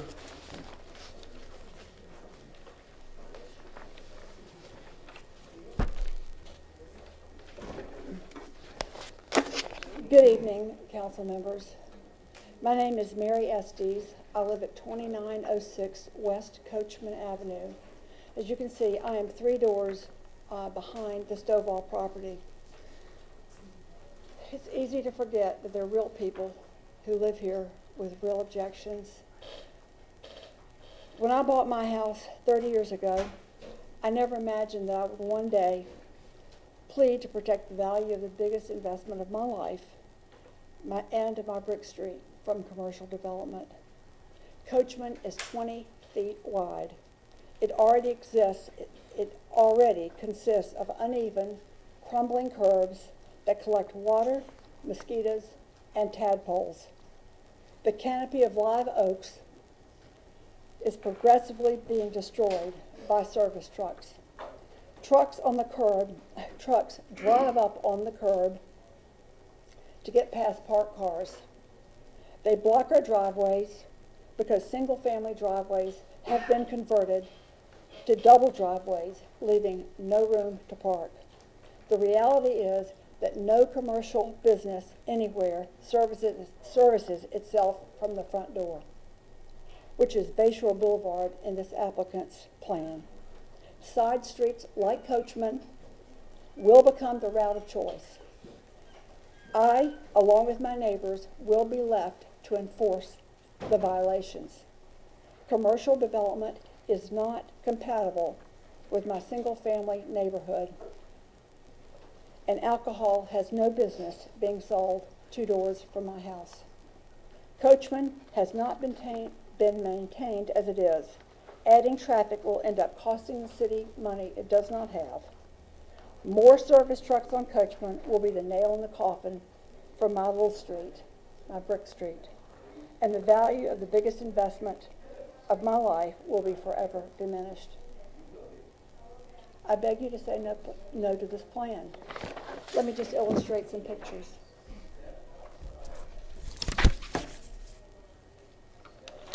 This was taken in my front yard. Trucks drive over my curb all the time. This picture is a tall truck stuck under a branch. This picture is of a limb that has been damaged and is directly behind the Stovall property.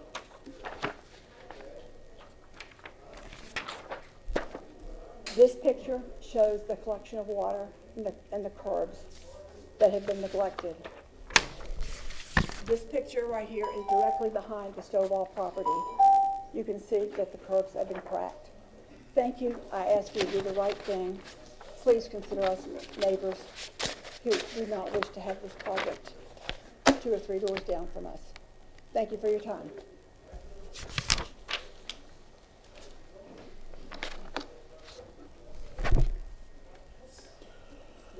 Good evening, Council. My name is Lance Connors. My wife and I reside at 3001 Asbury Place. Approval to rezone the Stovall House property to a private membership business will directly affect our residential street with increased traffic. The picture depicts our street from McDill headed towards Bayshore. The reason for the increased traffic specifically on our street are several. It's the only street of the 3, Asbury, Aileen, Coachman, which connects traffic from McDill to Bayshore directly without having to make a 90-degree turn onto Richards Court.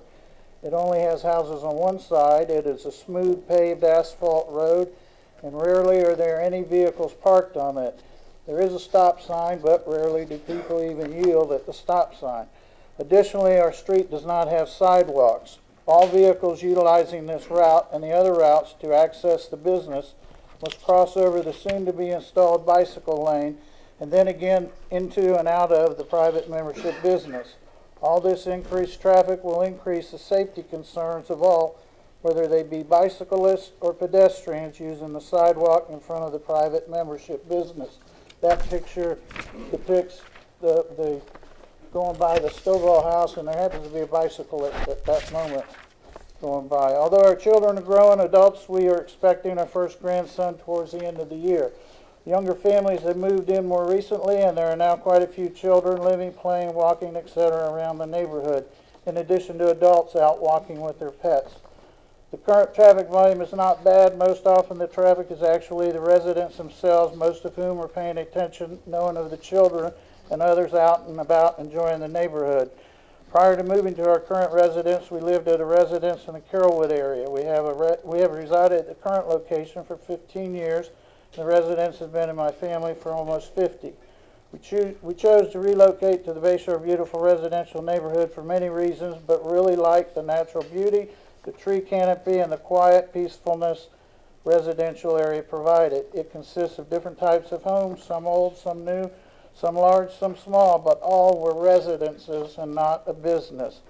Now an individual has purchased what has always been a large, beautiful residential property within this residential area, knowing a business is not permitted, and expects the City Council to approve his request to change it, and all the existing residential neighbors will be forced to accept the business.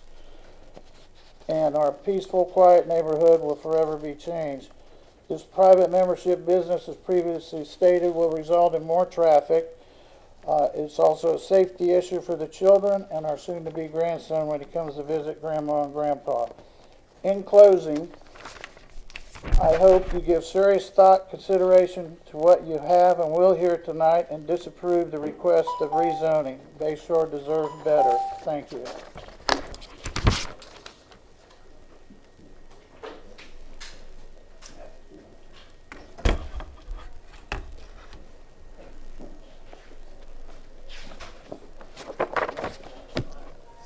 May it please the council, I have been sworn in. My name is Tom Danahy. I live at 4611 South Esperanza Avenue, which is at the corner of Aileen and Esperanza, and it's a feeder street that will be affected by this. But I'm actually here today at the urging of my infirmed elderly parents, Judge Paul and Georgia Danahy, of whom some of you may know. And you can see their photo right there. Paul is now 90. Georgia just celebrated her 88th birthday. And they still reside at 2902 West Bayshore Court, which is one of the 7 or 8 most affected properties. I actually grew up there, and it's a stone throw from the Stovall House, or what we once called the Lee Mansion. Both my parents achieved great heights in their chosen profession, he in the judiciary and she in education, and they have lived here in quiet enjoyment now for nearly 50 years since they finished building this, their dream home, in 1969, while providing this community tremendous public services. It is here where they and this very special neighborhood raised myself, my brother Matt Danahy, and my sister Laura Danahy Saylor in what I can only describe as a tranquil pocket of residential bliss. With my siblings and our neighbor friends, I would fish off of the Bayshore seawall in the morning, play every outdoor sport known to man in the afternoon, yes, sometimes in the streets, and would be called back home each evening by the ringing of an actual dinner bell. The remarkable thing is that this sanctuary still exists. Although today's parents might keep somewhat closer, tighter watch, these several tree-lined streets of polished homes are still infused with a unique sense of safety, wholesomeness, peace, and quiet, and because of which the neighbors remain unified, as evidenced by the tremendous outpouring of support you see here today. Unfortunately, some think that everything has its price, and Mr. Casper, for all his good deeds, has now trained his eye on this little corner of paradise with the desire to repackage and sell tiny slices of this wonderful place to the uber-wealthy party elite who will lubricate with free-flowing liquor late into the night, causing dangerous new traffic to course down our tiny side streets, and worse for my parents, will introduce intolerable light and noise pollution that will disturb their now well-earned and desperately important sleep. Today, the Stovall House is bathed in nightly darkness, when the only sounds emanating are the melodic crescendos of frogs in the pond and owls in the trees. It is important to know that because of the tranquility here, my parents are currently lucky enough to be sung to sleep by these beautiful sounds of nature, but which peaceful nights Mr. Casper intends to invade with a host of constantly glowing lights around protected grounds, piercing lights from parking cars, and the drone of carousing guests. Thank you, sir. I therefore respectfully ask on behalf sir. of myself and my parents that this proposal be turned down Thank today. you. Next, Thank you. please.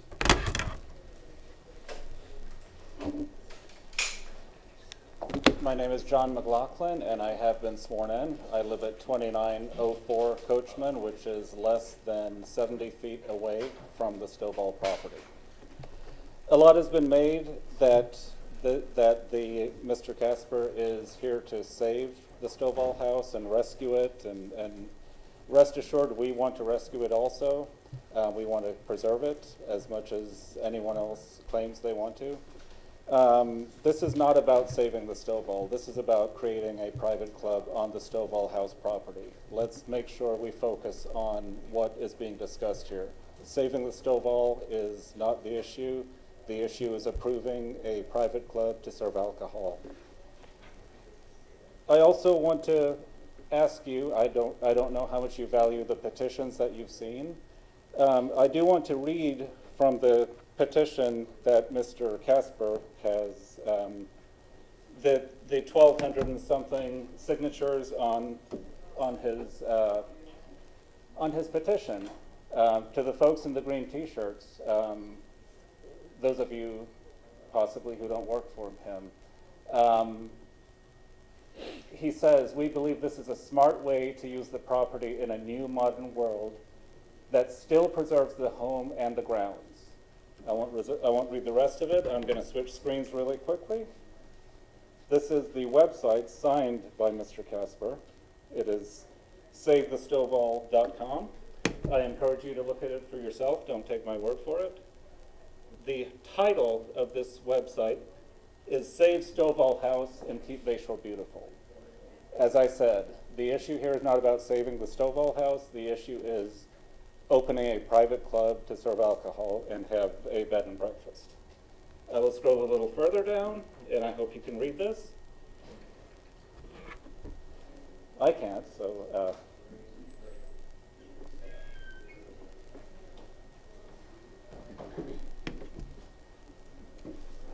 the Stovall House plan keeps the entire 2.6 acres intact and under residential height restrictions.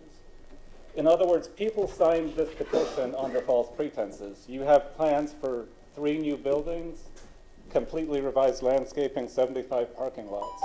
People signed this petition based on being told the land would be preserved.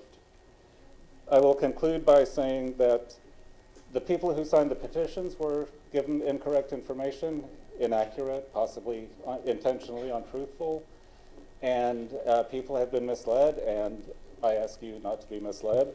We encourage you to say no overall. And finally, I have 6 seconds to say this. If in the end you decide to approve it, I encourage you to absolutely forbid ever converting it to high-rise. Thank you. Thank you, sir. Next, please.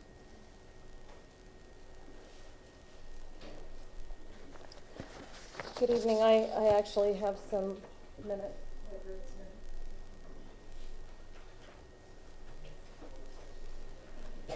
My name is Lisa Shastine. I'm sorry, before you begin. Okay. This being the first speaker waiver form, Mr. Chairman, if I could just inform the public that those people who have a speaker waiver form and have somebody sign it, they can only sign one form. They give up their 3 minutes to give one person 1 minute, so please don't sign more than one speaker waiver form, and if you do, please correct it. Number 2 is what I will do is I will find 7 names on these forms. I ask that when the speaker is here with the speaker waiver form, that all people whose names are on the speaker waiver form are present in the council chambers so that you have the opportunity to come up. If there are people downstairs and your speaker is upstairs, then you should be upstairs when your speaker approaches the podium so that when I call your name, you get the benefit, or your speaker gets the benefit of that extra minute. So I'm going to do that now.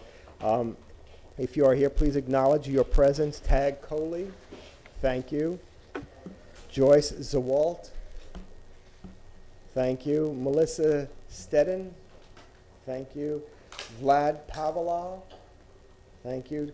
Barnett Donovan, thank you. Phil Shastine. Do I see Phil Shastine? No response. He's right there. Where? He's being wanted. That's my husband. Okay. I know him. And one more. He's dangerous. No. And one more name, which would be Gary Ripa. Gary Ripa, I do not see. Mark Zawal, thank you. That's 7 additional minutes for a total of 10. Okay, I actually have my own presentation, and then which I need the 10 minutes for, and then I represent a client. So which would you like me to proceed with first? I can do it all at once, or I can go back to it. If I could, Chair, if I could.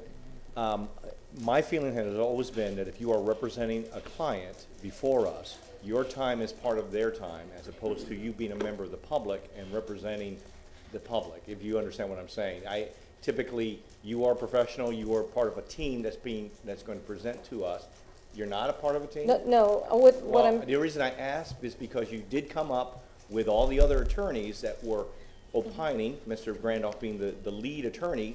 He made it sound like all of you were part of that team together, and that's why I'm asking the question.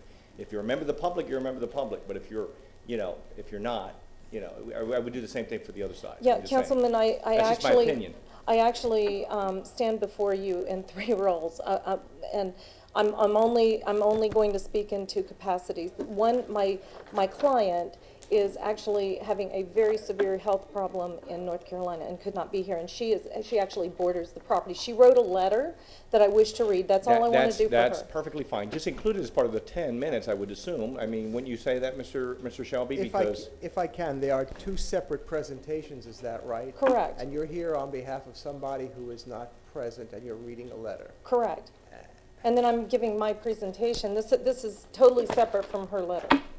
I'm only doing this as a favor to her. She can't be here. Obviously, you're not doing this just a favor to her because you've got 7 other people that you're representing to talk about, to say what your opinion is. My point is that you should be able to do it in the 10 minutes. That's all I'm saying. You know, you're one person and you're representing a bunch of people. I mean. Okay, but we did double the speaker's time. So can we have a little bit of leeway here? I would say, you know, if we're going to decide on it, we will. But you know, I just gave you my opinion. I mean, that's whatever. Ma'am, in your capacity representing someone, are you merely reading a one-page letter? Yes. And that's it? Yes. 1 minute? Yes. No, actually, it's a one-page letter. It takes me 2 minutes and 43 seconds to read. Mr. Chairman, may I? Yes, sir. Why don't we get the letter, make 7 copies or 8 copies, we take it and file it away, we read it, you don't have to use it, and you can present both of them, but we read the letter ourselves. And we will read it. Let me ask you this, you say in your capacity as a client, were you retained to do that? Yeah, she actually signed an engagement letter for me to read this letter to her. But that's separate from my own concerns. I am a resident of this neighborhood, so I have my own concerns that I am trying to present for myself. The letter, frankly, would have been read by now. I mean, had the letter reading. I'm trying to be upfront. I don't. Chair, if I could, I mean, I don't have a problem reading a letter. I just want her to know that, you know, that's everything. I mean, you should be able to read it and be able to do it in 10 minutes based on what you're going to present. I would assume. How about? I know you're professional and you know how to time these things. How about you read the letter, and then you can begin your 10 minutes? I have no problem with that. Is that? I will speed talk. I mean, Yeah. Okay. That's my point. Okay, let's do this thing. Huh? Go. Okay, thank you. Okay, we are Rod and Laura Bricker. Due to medical condition, we are unable to be in Tampa today. In 1977, we bought our home next to the Stovall at 2905 Bayshore Court from Leonard Levy, who built it in the 41 years we've lived there. We've seen many changes, including single-family homes on 3 lots torn down and replaced with 3 large homes. Despite changes, the street has remained peaceful, quiet, tree-shaded, and friendly. These changes were consistent with our neighborhood, and we were happy with the progress. So we were both shocked and saddened to receive Blake Casper's proposal to purchase the Stovall house and turn it into a private club complete with a restaurant, a full liquor license, event center, bed and breakfast hotel, athletic facility, and pool. Twice we attended presentations where we heard from Blake about his plans and his assurances to trust me. On both occasions, Laura, tried to discuss our concerns about putting an 80-car parking lot and valet station under our bedroom window. Each time, he turned and walked away from me without a word. Mr. Casper told the press afterward that he was meeting with the neighbors surrounding the Stovall to address their concerns. Not once have we been contacted by him. If this is how he addresses neighbors' concerns, how will he handle problems his business creates? First, rezoning and alcohol permits are not required to preserve the Stovall. It has been successfully preserved by being used and zoned as a residence for decades. Second, the proposal is inconsistent with our neighborhood and the city's Imagine 2040 comprehensive plan. The project is a vast departure from the low-density residential zoning in our neighborhood. It's a business.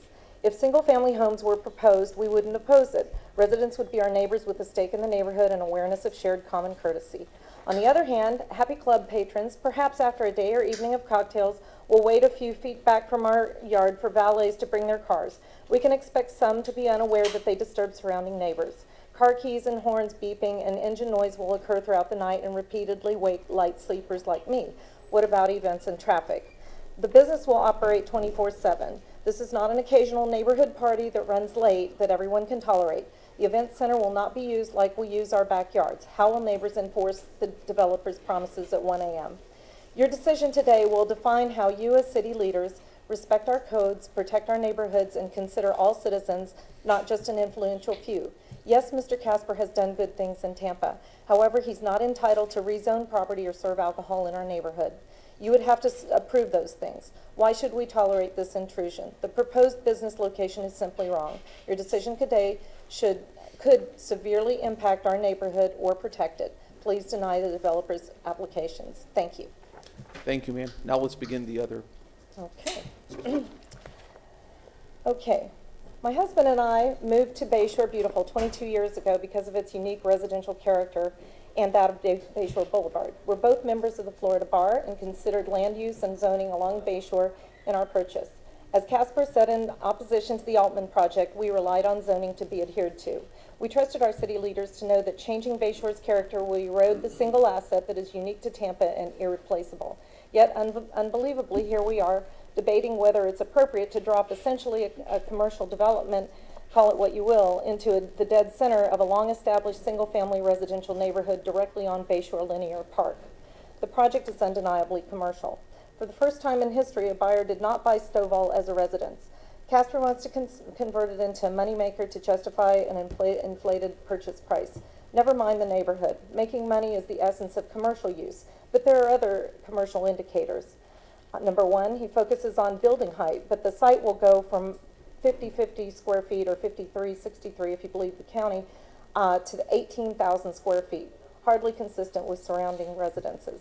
Other commercial features: commercial building codes, commercial life safety codes, a large venue event hall, commercial kitchen, restaurant, hotel rooms, amenities, commercial signage requirements, commercial lighting requirements, commercial waste removal, commercial delivery requirements, 80 parking spaces of valet stands, staff and off-site staff parking, and alcohol special use by definition not permitted in a residential zoning category. Does this sound residential or consistent with any residential neighborhood in town? Is it compatible with your neighborhood? Does this describe any B&B you've ever visited? The project is inconsistent. The conclusion of city staff and the Planning Commission that the proposed project is consistent is outrageous. To see how inconsistent and incompatible this use is with the surrounding neighborhood takes a Sesame Street level review. One of these things is not like the other. The surrounding neighborhood is 100% residential, as are most uses up and down Bayshore, and further, due to the very nature of its use, it is fundamentally incompatible with the neighborhood and Bayshore Linear Park. There's no buffer, transition, or mitigation. It's just there. Staff's interpretation relies on a tenuous bootstrapping based on conclusory findings of consistency for the private recreational facility based on the wrong cherry-picked code provisions with zero discussion of the effects of this private playground on the surrounding neighborhood. Brochures were mailed to men only in our neighborhood. So what is this recreation? Moving on, once they deem the club compatible, staff finds, again, no discussion, that the B&B would normally be reviewed as a commercial use, but it's now completely excusable and consistent because staff can simply, with a stroke of their own pen, magically deem it an accessory use hooked onto the private recreational facility. Let's go back to the beginning. Staff simply decided that the use would normally be very inconsistent, but it's now consistent. No discussion. Planning's decision is based on misapplied urban design provisions as well. Nothing about the neighborhood changed. The project hasn't changed, and the effects of the project on the neighborhood are still very real. Even technically, to be consistent and compatible, the private recreational facility would have to meet all of Tampa's general criteria of special use, and they can't. However, staff, yes, staff again, approves it. The criteria are, in essence, the use will ensure the public health, safety, and general welfare. How does it ensure that? What are our protections? How real are they? The special use complies with all required regulations and standards. It doesn't. They're asking for waivers, like generating regular truck traffic on Bayshore where it's prohibited, but that can't be waived. Okay, the use is, the third criteria, the use is compatible with contiguous and surrounding property, or the use is a public necessity. It's clearly not. The use is in conformity with the Tampa Comprehensive Plan. It isn't. We're in an R10 low-density, single-family residential plan area. And then finally, the use will not establish precedent or encourage more intensive or incompatible uses in the surroundings. Believe me, if approved, staff will now have an excuse for saying that the area between Gandy and Stovall will be an area for infill development. Even if special use criteria could be skipped over to approve the PD, the developer's project must be reviewed as a whole. You can't zero in on the club aspect of the PD and deem it consistent simply to pack in other clearly inconsistent uses by deeming them accessory. That's shameful and obvious bootstrapping. In essence, they're recommending that the uses be imposed on surrounding neighbors that would be unthinkable in any other context. These include hotel, yes hotel, called a B&B, and accessory use, operating 24/7, and alcoholic beverage special use within 50 feet of everybody's residences. 50 feet, people. So what makes a B&B an accessory use? Few hotel rooms is what distinguishes a B&B from a hotel in Tampa's code. If it were more than 11 rooms, it would be called a hotel. Therefore, it's not a mini B&B or an afterthought hooked onto another use. It's a full-blown separate use, separately defined use in a separate building being built for that use with its own operating hours. Why is the B&B not the primary use and the club secondary? In truth, due to the overall commercial nature of the proposed PD, the historic Stovall House has now become the accessory use. Staff says the existing 50 square foot Stovall House is where the private recreational facility will be housed. The developer's plan dwarfs it with a new 12,050 square foot complex of transient lodging units, an event facility, restaurant, and amenities to be built. This is no accessory B&B. It's also not a reuse of building stock. It's a full-scale, large commercial development project. The project is incompatible. Based on the project's stated purpose and operating hours, the very times of day when the business will be most active are exactly when the surrounding residents will be trying to enjoy peace and quiet in their homes, study, walk their dogs, bike ride or walk on Bayshore, or even sleep. We talk about buildings, but the concept of compatibility fundamentally concerns people. How is it not painfully obvious that the proposed use will absolutely be incompatible with the lives and schedules of surrounding residential neighbors? Are we to believe that the patrons of this club, unlike any other club, will always remain inside and be quiet as church mice as their 80 cars or more are delivered via valet 50 feet from neighboring homes? Casper wants the entire grounds outside zoned for alcohol sales with service hours late into the night, every single night. This is not an occasional neighbor's party. It's a business. Businesses bring significant traffic, including daily commercial traffic, noise and lighting, daily commercial garbage, street parking, business guests and invitees, vendors, potential vendors, and others who would never normally cut through and park on our narrow neighborhood streets. Businesses also bring different category of risks to the neighborhood. Ask an insurance company. All incompatible. Saving the Stovall is rubbish. Let's see whether Casper is saving the Stovall or whether it needs saving and from what or whom. The Stovall doesn't need a PD to save it. Mr. Teasley and all of his predecessors and titles since 1909 used the property as a residence. It's still there, preserved nicely. They seem to be able to do it, so why can't Casper? The truth is that the PD is necessary to preserve his investment. That's a major distinction. For Casper, the historic value of the property became interesting when it proved useful to convince people to approve his plan. He argues if he doesn't get his way, the Stovall must go. We heard that tonight. If Casper truly wanted to preserve the Stovall, why didn't he involve the city's Historic Preservation Commission by now? Why did the citizens group file an application last week to designate Stovall as a local landmark? The real reason is that Casper would do that only after he develops the property, and in preservation, timing is everything. If HPC reviews or the ARC reviews Casper's plans, the ARC might find the proposal to be contrary to preservation. For instance, there's a presumption in Chapter 27 that the entire site is historic and should be preserved. That's not good for the developer who wants to rip it up and quadruple the size of the buildings. Casper would be perceived as a hero, saving the Stovall. In reality, his project could destroy the iconic home like no one else ever in history. For that reason alone, the rezoning decision should be postponed until after the HPC review scheduled for November 13. To garner support, Mr. Casper threatens high-rise as the sole alternative to PD. The city's zoning atlas, presumed correct, shows high-rise as a complete fiction. High-rise would require major changes to the zoning code, Tampa's 2040 plan as well. Also, the Stovall would have to be removed. Each of these things is remote, but he touts them as an immediate threat. Chapter 27 permits several alternatives within the existing RS 150 zoning, which don't require PD or high-rise. High-rise is a red herring PR message that has effectively pushed the fear button for those who are ignorant. If that were to happen, it would only be because Mr. Casper did not want to save the Stovall, since he's the only one who can develop his property as high-rise. So it appears the person that Stovall must be most protected from is Casper himself. The developer has the burden. It's council's job to hear facts and base decisions on competent, substantial evidence and law, which must be applied uniformly to all citizens regardless of political and business influence. We are speaking to council because we believe you can and you must do exactly that. Thank you.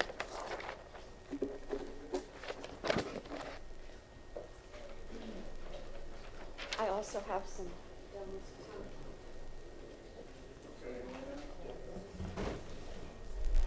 Thank you. Ms. Anders has some names. Just if you can, I'll go through them quickly. John McLennan, Ann Holmes. Is that Ann? Are you Ann Holmes? Okay. Nadia Rabin. Nadia Rabin. Okay. Nadia, she's right there. Right, see here. Thank you. Robin Kennedy. In the back. Anders McLennan. Thank you. And Jane Kowalski. I see 1, 2, 3, 4, 5, 6 names is what I have. That'll be a total of 9 minutes. Thank you. Thank you. Good evening, Chairman Reddick and council members. I'm Andy Jane Anders. I'm a South Tampa native, and I live at 2932 West Alline Avenue. My husband and I carefully chose 14 years ago to live and raise our son in this peaceful neighborhood, fully aware that it is zoned as single-family residential and fully expecting it to remain single-family residential. We live in a sweet little neighborhood. We love it there, and we want to preserve our quality of life.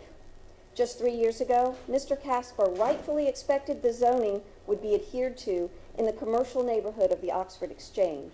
Now my family is rightfully expecting that the zoning will be adhered to in our single-family residential neighborhood. When information came out about the proposed changes to the Stovall property, I and my family became very concerned about the negative impact on our neighborhood.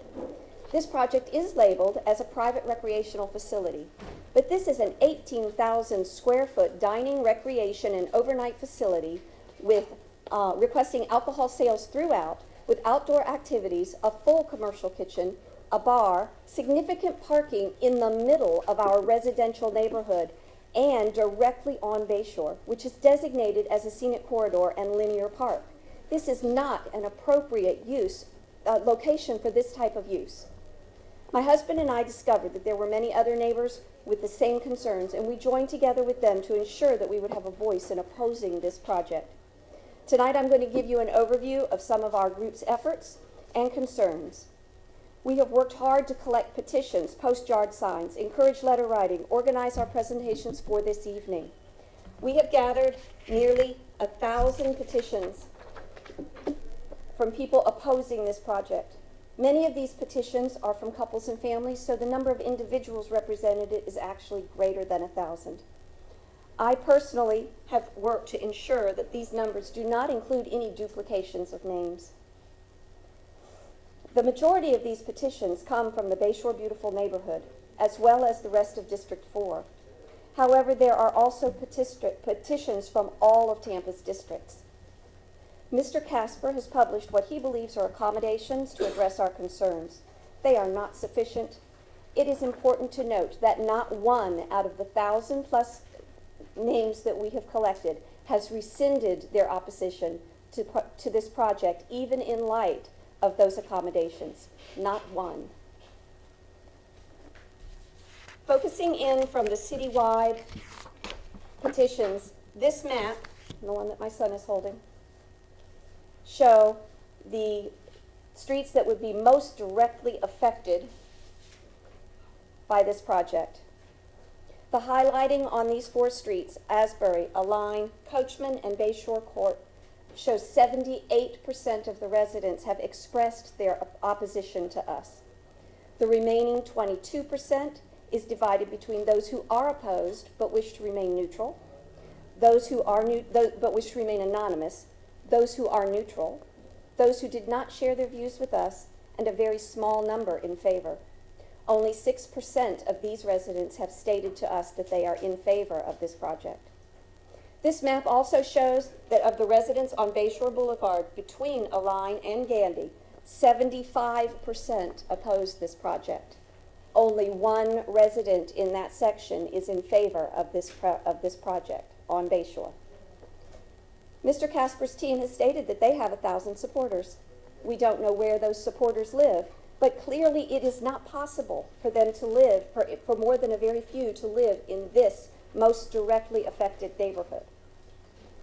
If this matter were left to a vote of our neighborhood, the answer would be a definitive no. However, we recognize that it is not up to us. It is not about collecting petitions. It is not about running a PR campaign. It is up to you. So we are here this evening to express our concerns to you, to tell you that we rely on you to protect us from the negative impacts that this project would inevitably bring. We ask you to protect us by upholding the current single-family residential zoning. The comprehensive plan states that the guiding principles towards shaping the city's future involve steering growth and change to specific parts of the city, while strengthening and protecting our residential neighborhoods from development pressures. We look to you to protect us from this development pressure. Only an extremely limited number of our neighborhood residents, if any, or citywide residents for that matter, will be entitled to enjoy any potential benefit from this exclusive members-only club. Nearly all of us will have to suffer the detrimental impacts of this project to our established residential neighborhood and to this city's beautiful scenic corridor, Bayshore Boulevard. This project will eliminate privacy and greatly damage quality of life for the immediate neighbors. It will bring in commercial and member traffic, and that traffic will be on our neighborhood streets as well as on Bayshore. Neither Bayshore Boulevard nor the stretch of Gandy between McDill and Bayshore Boulevard are designated truck routes. Therefore, commercial trucks will be forced to use our neighborhood streets. Members and employees will inevitably cut through our streets to access and exit the property. Mr. Casper's stated mitigations for traffic control are unenforceable. There will be increased traffic on our neighborhood streets as well as on Bayshore. This is counter to Vision Zero and the Complete Streets resolutions. This project is not appropriate in a residential setting, and it is not compatible with this city's efforts to calm and control traffic on Bayshore.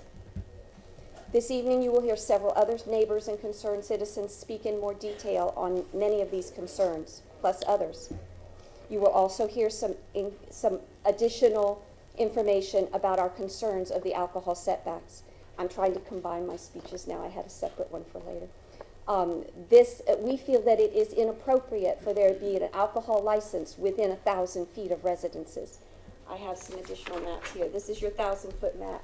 The orange marks those who are opposed to this project and to an alcohol license. It is inappropriate to have an alcohol license this close to residential properties. We are looking to you to protect us from the inevitable negative impacts of a project that will forever change in countless negative ways the character of our single-family residential neighborhood and our beautiful scenic corridor, Bayshore Boulevard. Please protect us by voting no on this rezoning and this project. I have just a little bit of time left. I'll try to get a little bit more from, I had a separate alcohol speech. We have residences that are backed up directly on this property, share property lines. They will be 50 feet away from an alcohol zone property. This is inappropriate for residences. We should not be forced to have alcohol within 1,000 feet of our homes. We have this many people who have expressed concern about that, expressed opposition to this. There would be more on here if we'd been able to reach every single home, but many of these homes we have not yet been able to speak with people. This is the 250-foot map.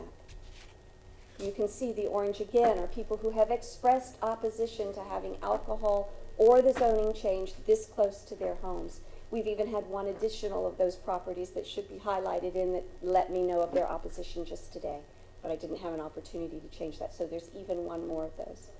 We are asking you to protect us from an alcohol zone this close to residential homes and especially from the traffic impacts that we will feel in our residential neighborhood and on Bayshore Boulevard. Thank you.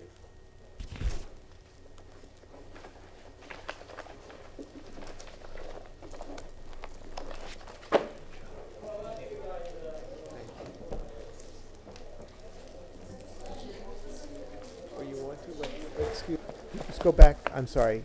Could you just go? Is there something you want to do? Please do it on the record. Oh, I'm sorry. I don't know your procedures. I'm sorry. I have petitions and maps that I would like to submit for the record. Thank you.